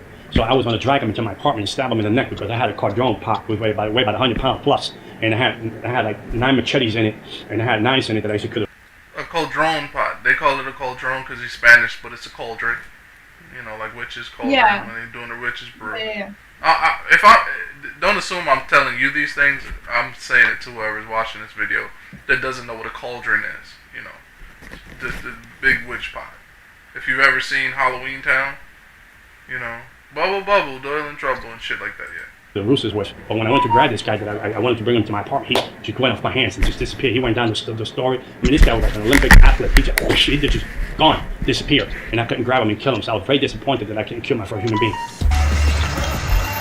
People go see over. It's a demon right here.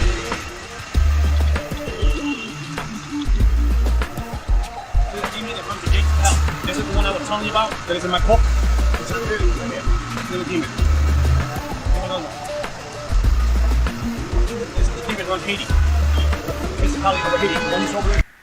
Okay, so he said that's the demon that runs Haiti. Now, my thing about all of this is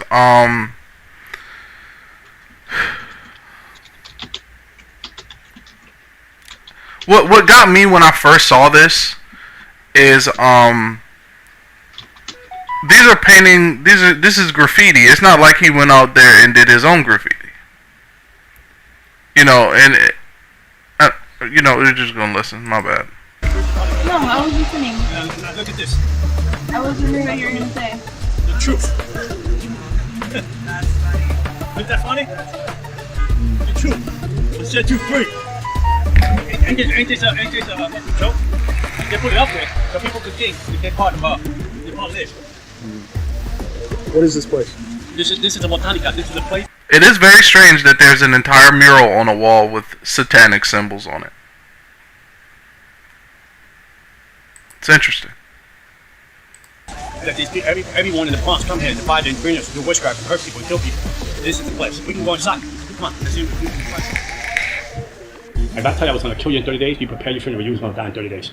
I don't care who you were. I don't care who you knew. I don't care what you call yourself. If you were Catholic and you say you were Christian and you say you were a believer, I was going to kill you unless you had a real relationship with Jesus Christ. And the lady that lived downstairs, and she came up and she told me my husband is cheating. I want you to kill the woman that she's cheating with. Put a witchcraft spell on her and kill her. How much you charge me? I said, well, come back. I'm going to speak to the devil, my daddy, and I'll let you know. Come back in a couple of days. So the lady came back. The devil told me what to buy. He said, buy a coffin box, buy 21 black candles, buy an image of the lady, put it in the box, to do the witchcraft, to kill this lady. So we were going to do her for 21 days. She was going to die. After 21 days, we were going to do her funeral. So when the lady came to me, I said, I'm going to charge you $10,000. I told her. She killed the lady. She said, sure. She said, I tell you what, I know you. You've been good to me. I go to your house parties. Give me $7,000. I'll give you 30% off. I said, I'll kill her. I give me 30%. I take 30% off the 10. Give me $7,000. So when the lady was going to leave my house, she said, by the way, she's a Christian. She said, the lady's a Christian. I said, I'll kill her for free. I said, I don't need the money. I said, I'm going to kill her for free. I'm going to teach these Christians a lesson that they're going to learn. I'll kill her for free. I told her, I don't want your money. I'll kill her for free. So I did the voodoo thing. I did the witchcraft thing. And 21 days went by. The lady didn't die. A month went by. The lady didn't die. And I was like, wow, what's going on? I mean, my reputation's online. So I called the devil. I called the demons. I was son. I increased the witchcraft. I increased the witchcraft. I doubled the witchcraft on it so she can die. Okay, so now the things that he's saying, it's hard to put validity to it because there's no physical evidence of any of these things happening, right? There would be physical evidence of these things happening had he actually accepted the money from the woman and then it didn't work. But he didn't accept the money because the woman was a Christian. Like overnight, nothing was going on. I was home at night, and the devil shows up, and I feel the presence of the devil comes into my house. And then the devil told me we have to abort the plan of the lady we want to kill. And I said, why would we want to abort the plan? My reputation on the line. I'm a witch. I'm a warlock. If I don't kill the lady, they're gonna think that I don't have any powers. The devil said, you don't understand. The God that she serves said, don't leave her alone. Don't touch her. And I said, who's this God? She said, the God that she serves. So I was so angry. I said, no, but let's get one more week. Let's kill her. And he said, no, the God that she serves said, leave her alone. From the witchcraft that I did to the lady, she should have been dead in less than 21 days. How you doing, man? It's more grabbing when I see it. This is Jezebel. This is Jezebel in religion. This is how it works. These statues here, this don't mean nothing, but it's the demon behind it. So in order for me to identify to this has to be created, because I can't identify to a spirit. I can't identify this because the spirit, we don't have nothing in common. I'm humanity. A spirit is immortality. A spirit is a spirit of demon. I can't relate to it. So in order for me to relate to it, he has to put this guy in the middle so I can relate to it because it's human form. He knows how to communicate. There's a story behind this guy, so I can relate to it. So the demon operates to him. Understand? Same thing with these guys. And then they give themselves names and dates and birthdays. These are American Indians get caught up with demonic forces, and they get caught up into the occult. These are the attracting of the Native American Indians. But there's a statue that the people that use camouflage the demonic ways and demonic religion. There's nothing here that is holy. There's nothing here. The only thing that's holy here is us standing here. What happens in this place? Like what? Here in the back, they do witchcraft, they do voodoo, they do witch spells in the back, they do cleansing in the back. Over here, all these demons, they want you to buy these statues so you can take a demon home. It's selective prayers. So they make you believe that you pray to God. Look, see, I used to use this book for selective prayers. Now I'm going to tell y'all a little story of mine. When I was fasting and praying and studying the Bible when I was younger, my mom brought a picture of Jesus in the house.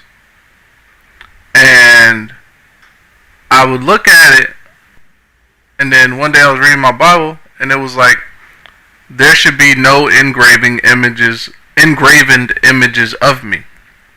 Now, what a lot of people don't realize is what is an engraven image. It's anything that depicts something. You see what I'm saying? Pretty much God in the Bible is saying, how can you possibly have an engraven image of me if no one saw me? And I think that's why that it says it in the Bible. Because engraven images, like he was saying, those images are just vessels for spirits, possibly. Because he did mention that all those little statues and dolls were, it was the demon behind it, so you take it into your house and XYZ. They make you think that you're praying to God, but these prayers are not God, they're not godly prayers. There's nothing in the Bible. Oh, and by the way, I talked to my mom about it, and I told her why I didn't want it in the house, so we got rid of it. They say nothing about the Bible, the crucifixion. We had a book in New York, in America. I was the third person to get this book that has symbols of the book, of different demons, of different principalities, of different ways of killing people through witchcraft. And this book was so, no one had a copy of this book. You couldn't have a copy of this book unless the devil signed off on it. And I was the third person that received that book. And I would take symbols from that book and do witchcraft to people and put people and make people lose their mind. I put witchcraft on people, make people get diseases out of nowhere. I put witchcraft on people, make people get leprosy. I put witchcraft on people, make people get cancer. I mean, I did witchcraft to people. I gave people miscarriages. I gave people abortions. I put people in hospital for surgeries that didn't even have to go surgeries. I did witchcraft so people can lose their minds. I put spirits of bipolar, schizophrenia. I put spirits of disease on people. I put suicide spirits on people. I'd be up all night long praying and talking to the devil. When Christians can't even go to church for 1 hour. When Christians can't even pray for 1 hour. The spirit realm is more real than the natural realm. And we fail to see that. And whatever's not covered with Jesus Christ is an easy target to bring down. Like the atheists, I can kill them easily. They were easy to kill. The Jehovah's Witness were easy to destroy. Moment later, it was easy to destroy. The people that would walk around and say, we don't believe in the devil, they were easy to destroy because they will not seek any spiritual help. I remember a time that Nikki Cruz group came into my neighborhood, and it's called Truce. They would come and do drive-bys in my neighborhood. They would do like worship, and then they'll preach a word and go to another corner and do the same thing. And I came after this group to try to bring them down, this group. And they were young kids. They were like 18, 17, 16, 20. I mean, so I said, how did they play this junk, this filthy music in my neighborhood? Today we call worship. This filthy music in my neighborhood. I'm going to go after them. I'm going to destroy these kids. So when I went up to where they were at, there was a wall of fire around them. I couldn't penetrate and touch them. And there was something pushing me back. Every time I tried to throw demonic forces again, there was something that would just push me back. And I was able to touch these kids. And I said, there was something here. It's not right. Something is not falling into place. So I walked away and I left them alone. I didn't want to deal with them. I said, okay, they won this first round. So, Okay, so there are two parallels with both of these stories we just looked at. And they weren't random because I've seen this before and I've seen the other guy before. But the parallels in it are every time they try to send curses or demonic energies or entities or whatever they call them to Christians, there will be like a barrier. Like the other guy said that he saw two angels with swords. And this guy said he saw a wall of fire, as in a manifestation of God protecting Christians. But he said Jehovah's Witnesses were easy to kill, atheists were easy to kill, people that didn't believe in the devil were easy to kill. I mean, I know as much as you do. there's obviously spirits here watching us. Yeah, so not happy, watching right? us. Of course they're watching us. Yeah, and so we're all protected. We're all protected. We're under the blood, brother. They're not like the blood of Jesus. Okay. Man, Yeah, we're all good. protected, but they're not. They can touch us because Job said, "What we got? We got a hedge of protection around us, and we can walk into this place. We can chase demons out of here. We can curse this place to the ground in Jesus' name, and there's nothing that the devil can do." I mean, I had so much money, beautiful cars, beautiful woman. I had it all. I lived in the world. The people, my neighborhood, they were terrified who I was. They said, if you mess with that guy, your family will die. If you mess with that guy, he don't need a gun. He'll kill your family in his sleep. My daddy was awesome. My daddy was, he knew he gave me powers beyond I could imagine. He gave me powers that people had fear me. The police had fear me. The securities in my neighborhood had fear me. The people that knew that I was the devil's, they would call me the devil's son. I brought Christians to the knees, not to prayer, because they had no power. It wasn't because your God wasn't all powerful. Don't get me wrong. Because your God was all powerful. The vessel was weak. The vessel had no prayer life. The prayer had no fasting life. And they had no relationship with God. There was a form of godliness in the person, but no power. The person was weak. The person had nothing going. He had a Bible. He had the right suit on. She had the right dress on. But there was no connection with Jesus Christ. Because he was out of his will. He was out of his promises. And he was out of his divine purpose. And I had you. I own you. I had you as a slave. I broke you. I put witchcraft on you. I kept doing that to Christian after Christian after Christian after families after churches. I chased everything down that represented the cross of Jesus Christ. Very demonic place. So that place has an effect on the whole neighborhood, you're saying? Oh yeah, of course. Oh, that just had this whole region on lockdown. That's the devil's throne. We just went into the devil's throne. That throne been there since the 80s. And then they spend $100, $200 buying all these things, and then they broke their welfare, public assistance, but they got money to buy all this junk. They think their life is going to get better. They think that their life is going to improve. They think that they're going to make progress in life. They think that they're going to break generational curses. They think they're going to break, vex spells, voodoo. They think they're going to break all that. And basically, God said, "I come. I do it for you for free. Just give your life to me, and I'll set you free." But they don't want that. That's too difficult for them. That's too complicated for them. But they can walk into a place like this and drop $200 and think that their life is going to be free, and they're going to live a life in abundance. I had contact with the principality that runs Haiti. His name is Candelo. I had contact with him. I had contact with demons in Miami. I had contact with demons in Africa. I had contact with demons here in New York City, principalities that run the crossroads of the world, here on 42nd Street. Okay, it's a different principality that run the crossroads of the world here on 42nd Street than the ones that try to run here in this neighborhood. I didn't have a conscience. I remember I did witchcraft to my brother. I put him in jail for 5 years. The witchcraft I did to my own brother, my own flesh and blood.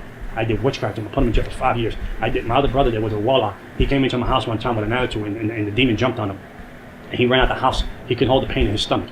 My mother can bear witness to that. I did so much ceremonies in my body. I did so much ceremonies in my body. The last ceremony I did was not only sell my soul to the devil. I did a ceremony that I had to swallow animal blood and gunpowder. It was called Sansi. Sansi is a ceremony of Haitian and French that you do the ceremony with a demon. So when I go to people's houses and eat, they can't put witchcraft on the food. I did that. I did all the ceremonies you can do. I knew I would go to demon church, and every year we would have a meeting, a secret meeting. All the high witches and warlock would have this meeting to find out what principality we were going to usher out and bring in to run the region. We were more organized than the church itself. The kingdom of darkness was more organized than the Church of Jesus Christ. We know how to do ceremonies. We know how to do things before the year was over to prepare ourselves for the next year. When Christians couldn't go to church and pray for 1 hour. When Christians couldn't go to church and have a consistent relationship with God.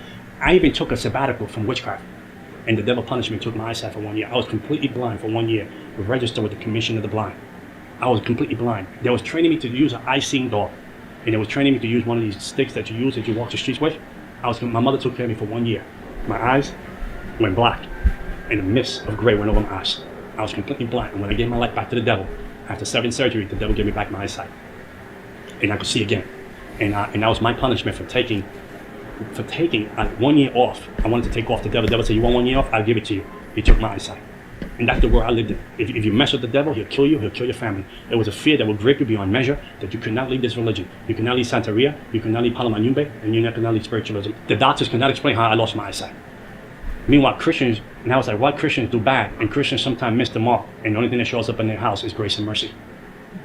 When you show up with the devil and you do something the devil don't like, he kills someone, he kill your family member. And when I remember the devil warned this lady, she said, you can't be with that person no more. And she didn't care because she was in love with the person. The devil, demon possessed a homeless guy in the street. He took a hammer, hit her 17 times over her head, and killed her. One day I was sitting home, and it was amazing. I came from a nightclub the night before. I was sitting home watching a show called... One thing that is not needed, if you know he's really speaking from a genuine place, is that damn ominous music. I hate ominous music. I hate it. Jerry Springer, I know, the crazy show. People beat It's like it's trying to make you feel an emotion you should already be feeling. each other up. I get joy out of that. I was getting joy out of that, laughing. For the first time I heard a voice say to me, son, and coming soon. What are you going to do with your life? An audible voice, shout from across the room. And I thought it was the TV that was talking to me. And I said, no, this can't be the TV, because these people are beating each other up. This voice. I knew the voice of the devil. I would sit with the devil like I'm sitting in church today. And he would come into human form. He would come into the room. And he'll come in sometime. The presence of him would come into the room. The atmosphere changes.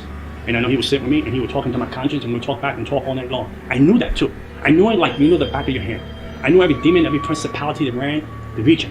Ran everything in America, everything in Canada, everything that ran. I knew every principality that ran, every occult, Wicca, New Age, Buddhism, Islam, Santeria, spiritualism. I knew every principality that ran. I had a contract with every principality with them. I had straight A marks for every principality, every demon in the ground. The devil, Jezebel. I had new demons that I couldn't even tell you the name because you won't know who they are. I knew them all by name. And this voice was very different than any other voice. When I heard that voice come out of nowhere, it came out of the air, the voice. And I went into shock, and then I saw a vision from the other side of the apartment that the sky was on fire, and people underneath. I saw people running for cover, but there was no cover. Where to hide? And I said, why would I see that vision? So I shook it off. And I remember I went to sleep, like a deep sleep. I was trying to put on anesthesia, and I went to sleep. I ended up in a train full of people. I couldn't believe it. I was in a train full of people, and this train was going faster than you could ever imagine. I'd never been on something this fast on earth. And it went into hell, and Jesus Christ took me to hell. And when I got to hell, the doors opened. I mean, there was a slam in the doors. There was an unspeakable echo. All the doors opened. He mentioned Jesus. The other guy didn't mention Jesus. He did. So they gotta make it dramatic. Yes, they do. And it was heat that came out of nowhere. That I felt like it was going to suffocate, the heat that came out. And I got out the train, and the people in the train, they had no faces, but you could see the fear on the people on the train. You could feel the fear, the impact of the fear, that they were going to a place that they were never going to return. And the place was packed. And then I tried. I said, I can't die here. I said, I can't die. This is not for me. I wasn't born to be in this place. I was saying this to myself. I was not born to be here. So I tried to find like a tunnel in hell. And I was walking to the tunnel. I was trying to run. That's so strange. Well, it's not strange because you don't know until you know. So it's like you're doing all this stuff on the surface, right? All this evil stuff.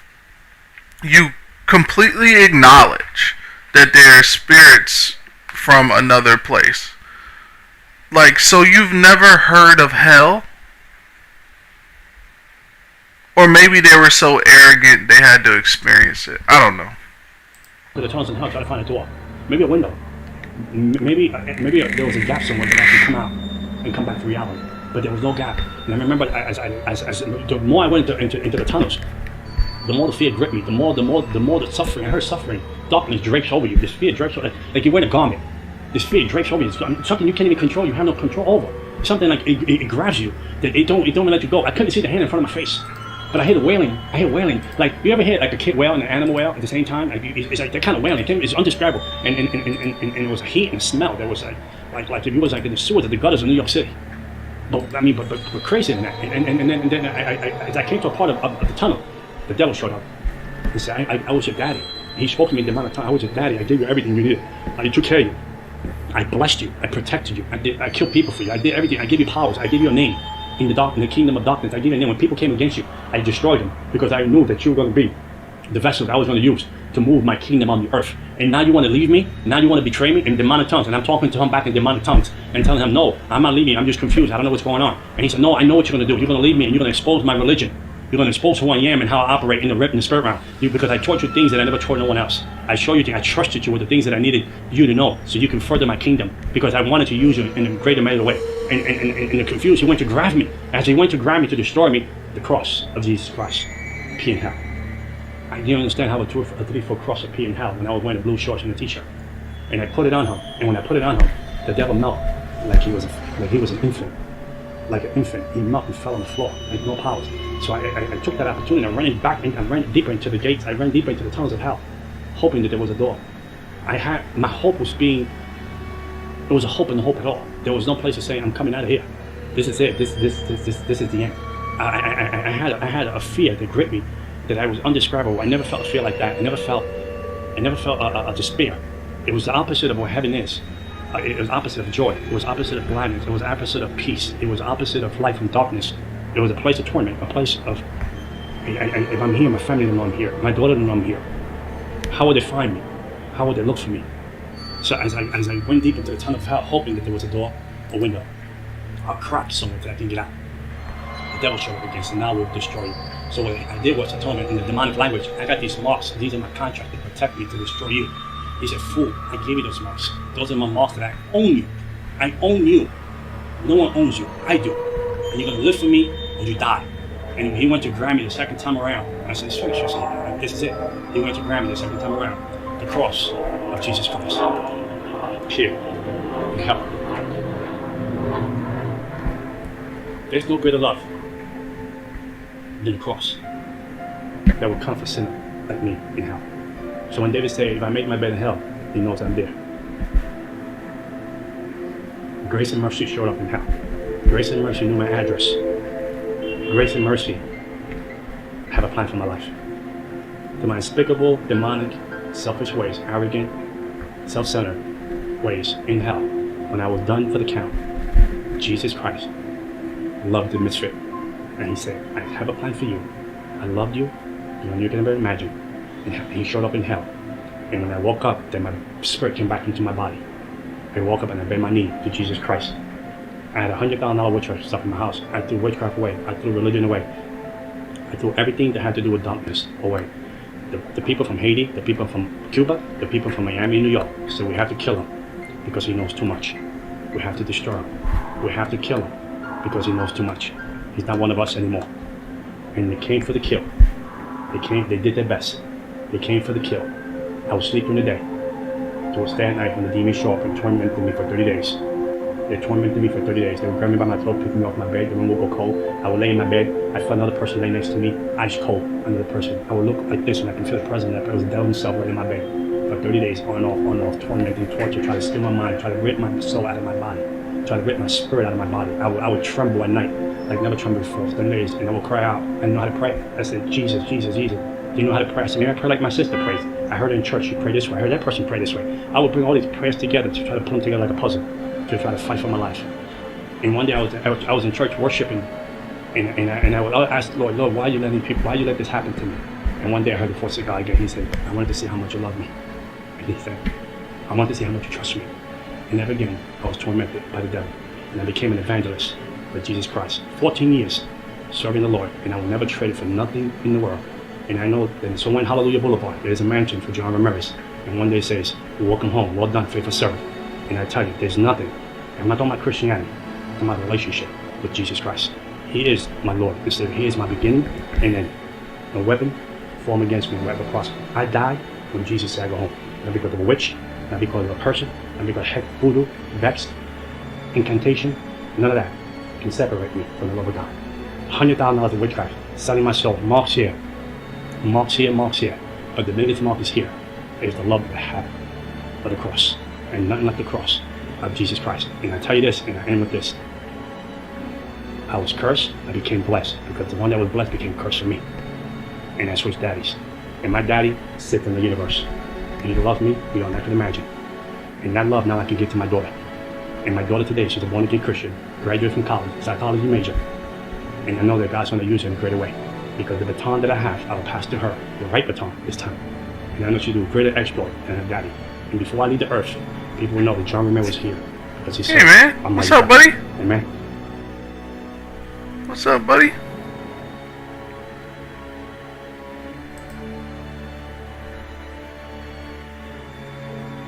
Times Square Church in New York. He was a disciple by Pastor David Wilkerson until the pastor passed away. 2011. John is now evangelist for Christ, travels the world preaching.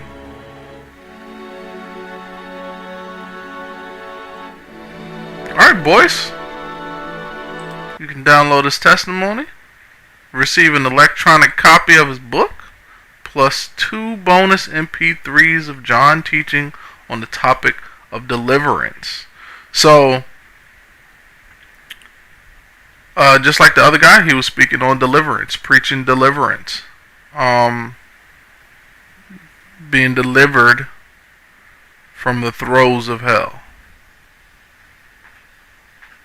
It's all very interesting, people. Been an hour and 40 minutes. Ray Moody came down. I'm still here. Because she's I'm what? probably getting flued out for a model shoot or something like that. What's that? You getting flued out? Yeah, I don't know what that is. You never been flued out? Maybe I have. I don't know. Being flown out? Flown to a place? No. In Florida, they call it flued out. You getting flued out. Oh, yeah, I didn't know the cool talk. You see Johnny? Say what's up. Say what's up, Ray. What's up, I Rachel? love that kitty cat. He's awesome. Johnny's So cool, what did man. you think? Do you think he experienced all that double talk that he was talking about? Or how do you explain that? I think through his perspective, yes, he did experience it that way. I think he did experience whatever whatever he thought he experienced. And it and my thing about all of it is, it's like, what's wrong with it? Because it's not like he has a testimony to where he was like, I was a Christian, now I'm a Satanist fucking people over. You know what I mean? Like, do that. He's like, I was fucking people over and now I'm not. So, good shit. That's a positive message. Right. Like, yeah. He said his daughter became a psychology major. I mean, she studied psychology in college. Okay. It's interesting for your father to be an ex-Satanist, and the wedding that he had was, he said no one showed up. Oh yeah, but the demons showed up. Do you think like in his head, or you know what? He felt them? Like, did he actually see demons? Like, I wonder what he was talking about.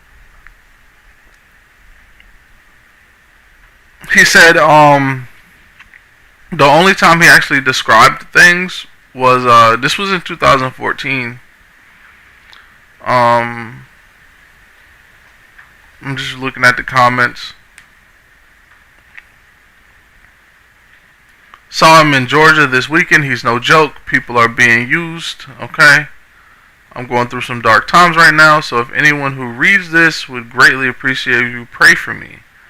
Okay. So, I mean, all I see is positive. A bunch of positivity.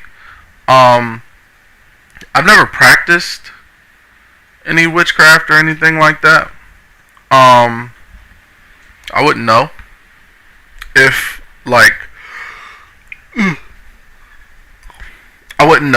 you get tormented and stuff like that. I wouldn't know.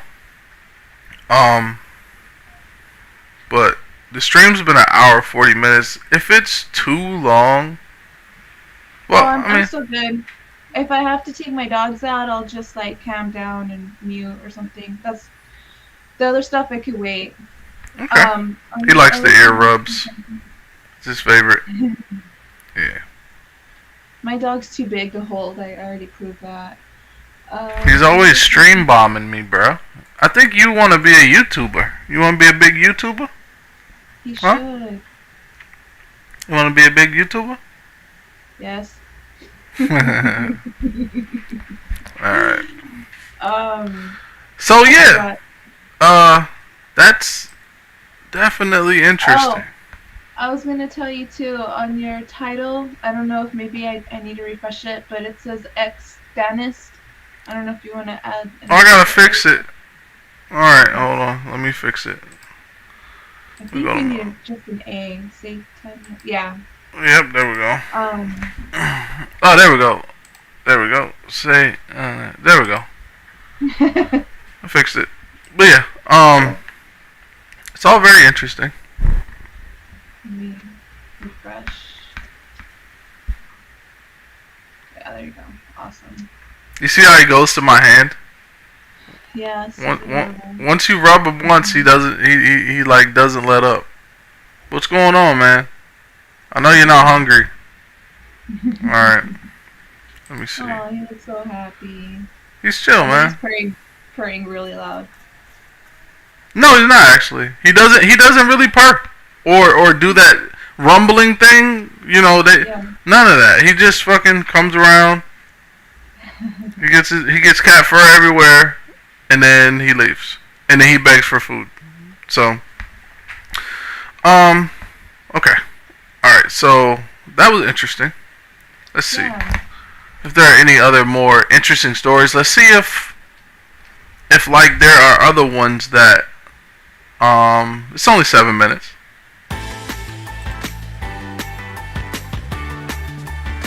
One of the reasons that I wanted to make this film was that I personally related a lot to the Satanists and their mission, not because I'm a Satanist or because I'm particularly engaged in like a church-state battle of my own, more that I feel a kinship with people who choose to do the difficult work of being heretics. You know, society needs skeptics and it needs outsiders to stand up for themselves and to like fight against the dominant ideas.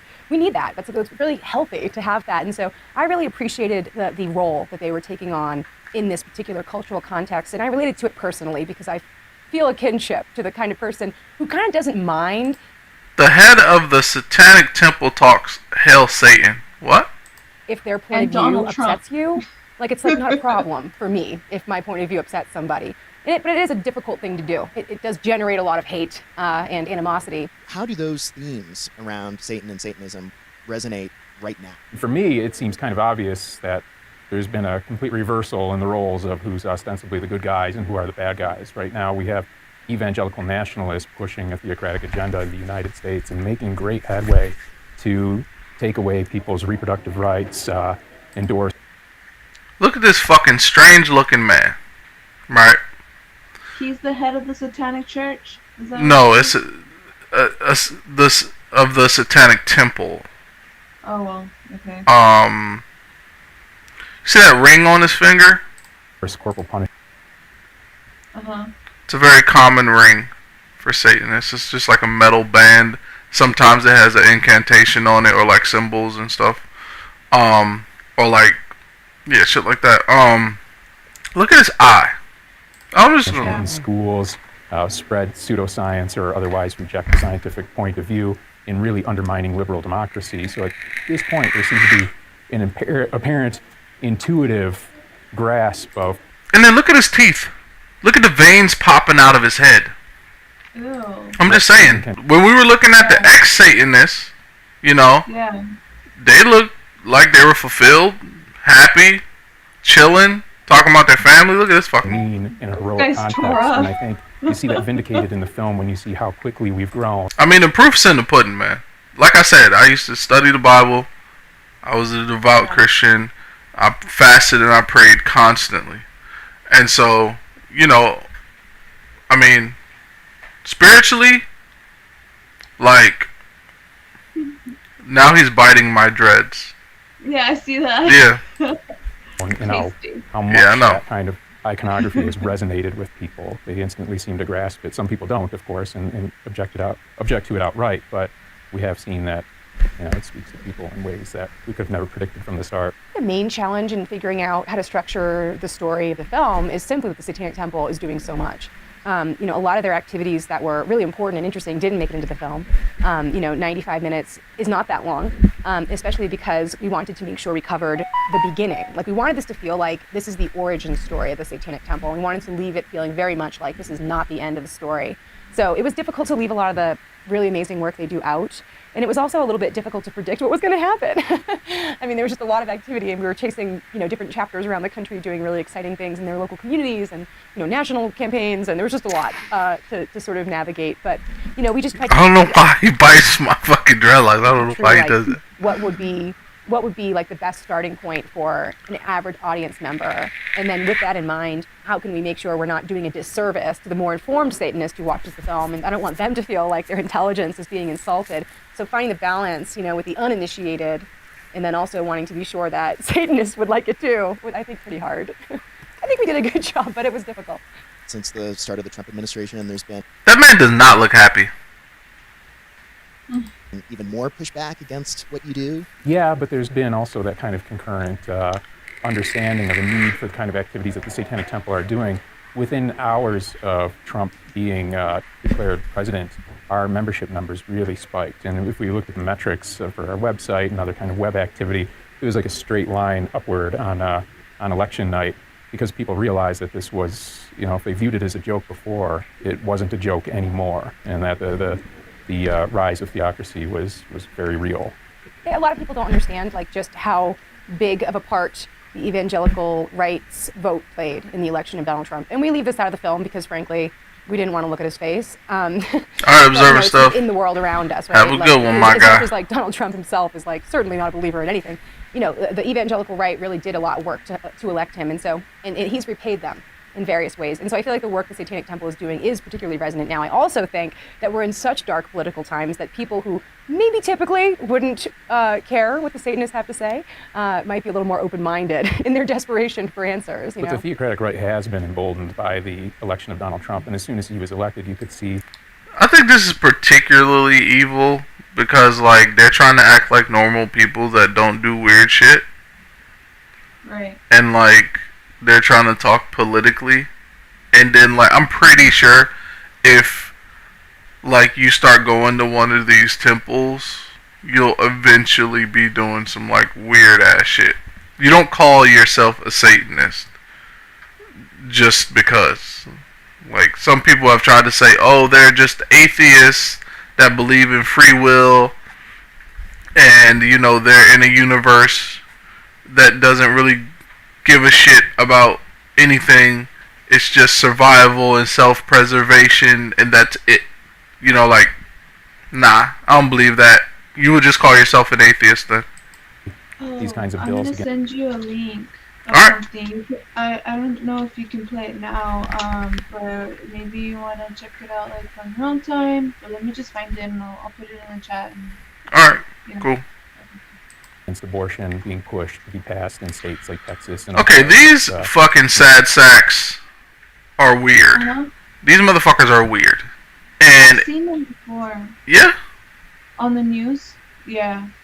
Talking about First Amendment, the stuff that you were saying? Yeah, they're talking about fucking rights and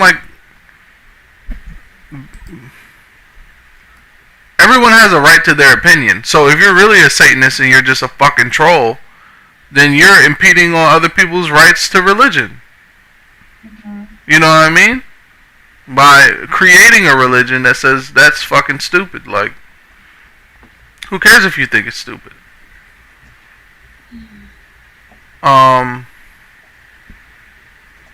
Have you ever heard of the Black Church in San Diego? No. Aleister, not Aleister Crowley's church, but the other dude. Black Church. Danielle. Hi, Danielle. Lovely to see you. What's up, Danielle? We are talking about people that believe in the devil. Alright, I'm putting the link in the chat. Just check it out whenever you want.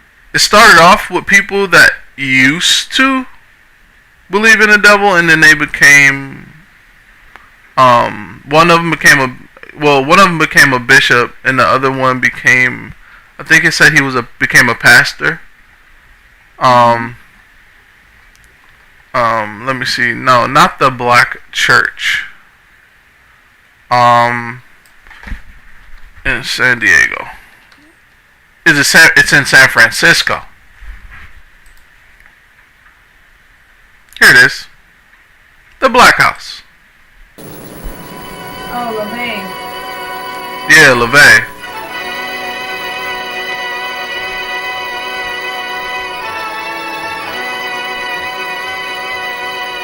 Nice car. Very nice car. Especially for the 70s.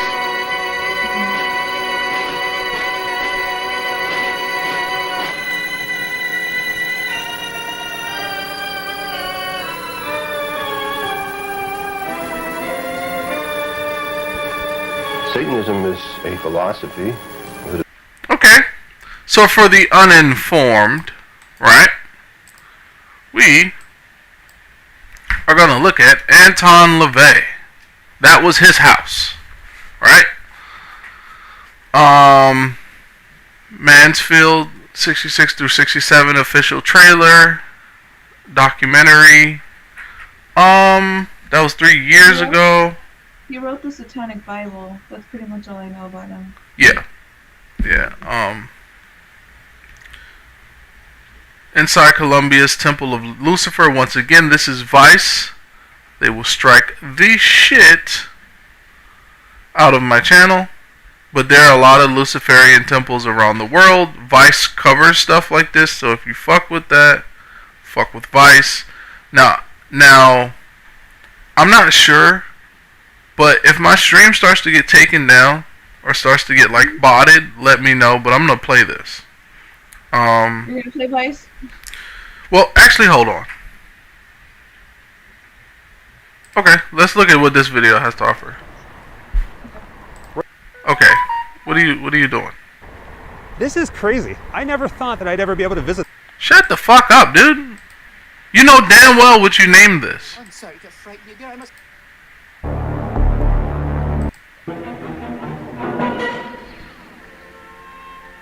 Don't be afraid. This is not a recruitment film for Satanism. You're either a real Satanist, a true Satanist, or not. And if you are, you were born that way. Wow.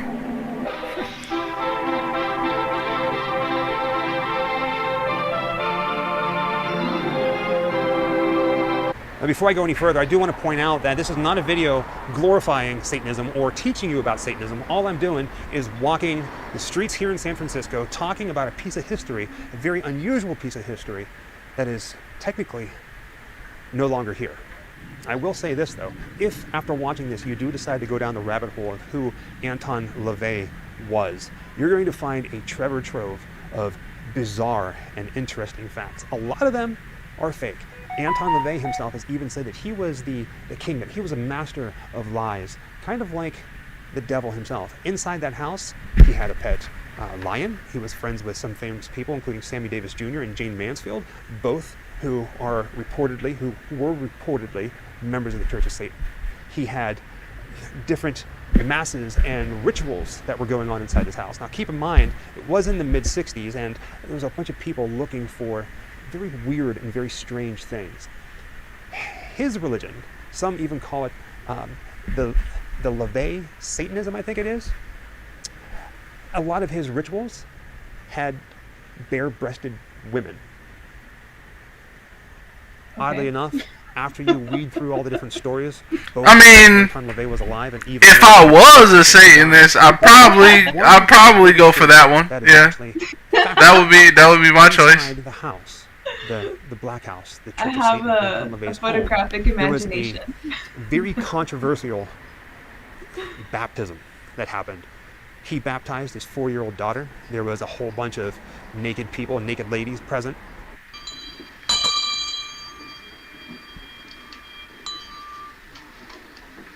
In nomine Satanae Lucifer Excelsis, in the name of our great God, Satan Lucifer, I command thee to come forth and bestow these blessings upon us.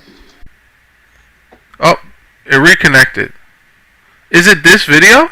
Am I being struck by this video? It's only 125,000 subscribers. Okay. Oh no, it's because it was playing the audio of that ceremony, Oh. and the Wow. bots caught it. For a little bit as we told the story. Wow. So why isn't his video Once straight? stood. I don't understand. It's different with live streams. Oh. 6118. But back when Anton LaVey was here, it was 6114. You haven't had enough rubs? I thought you were gonna go chill in the sun. In the window. But you're back for more. Wild, right? Alright. It may not be good history, but it is history nonetheless. The death certificate says Anton LaVey died on Halloween, and perhaps that is fitting for a man who became one of San Francisco's special characters after he founded his own so-called satanic church. There were nudes on the altar, a pet lion, and a house painted black. Bob McKenzie has It could have been the naked woman. Inside the infamous Black Victorian This is true. Anton LaVey was not only present in spirit, but in wax, on loan from the Wax Museum, and also on the mantle, where his ashes reside in a jar next to one of his favorite skulls. Like I said, it may not be the best history, but it's history. And even though it's gone, I think it's important to just stop and acknowledge and tell the story. With that being said, thank you for joining us on another adventure. This time from the Devil's Address, 6114 California Street here in San Francisco, California. And as always, happy Halloween. Alright, so if you don't know, if you don't know, there's a man named Aleister Crowley.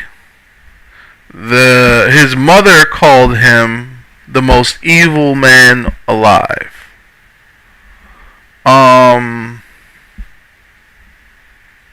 Let me see.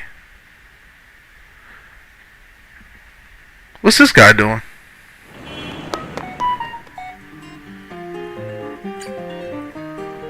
Wickedest man in the world, yeah. That's what his mom called him. Feeling brave.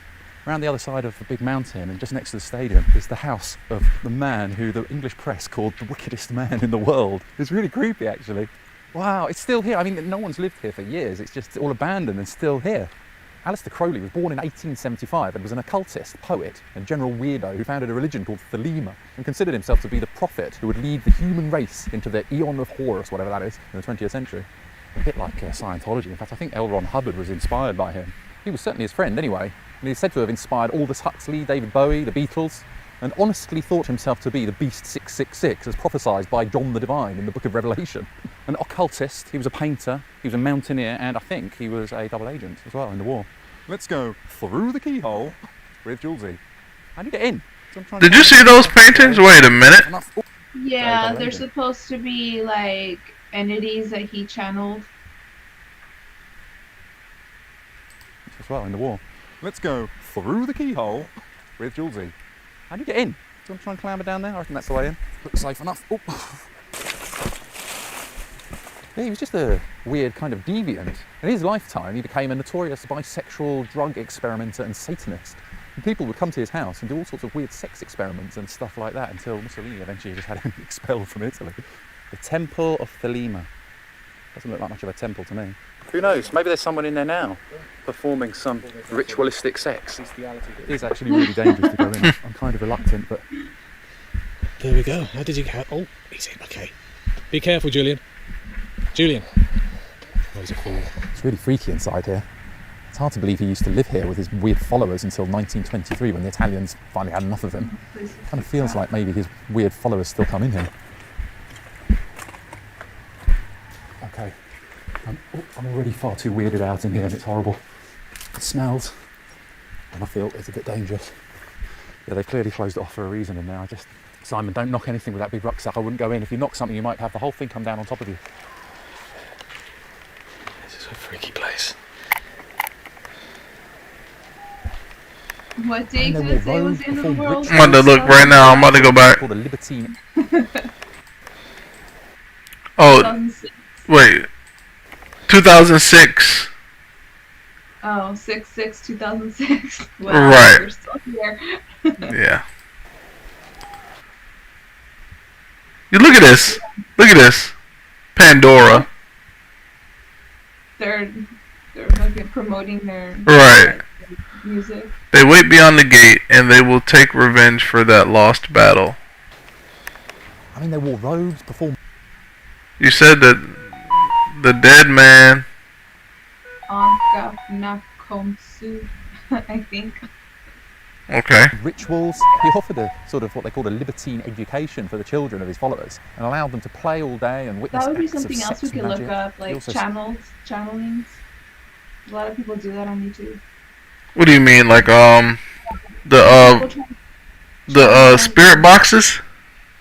No, well, I guess some people use that. I think some people like do meditation or like I don't know what the fuck they do, but they say like that they channel like aliens and different entities and shit like that. I think that's what they were into.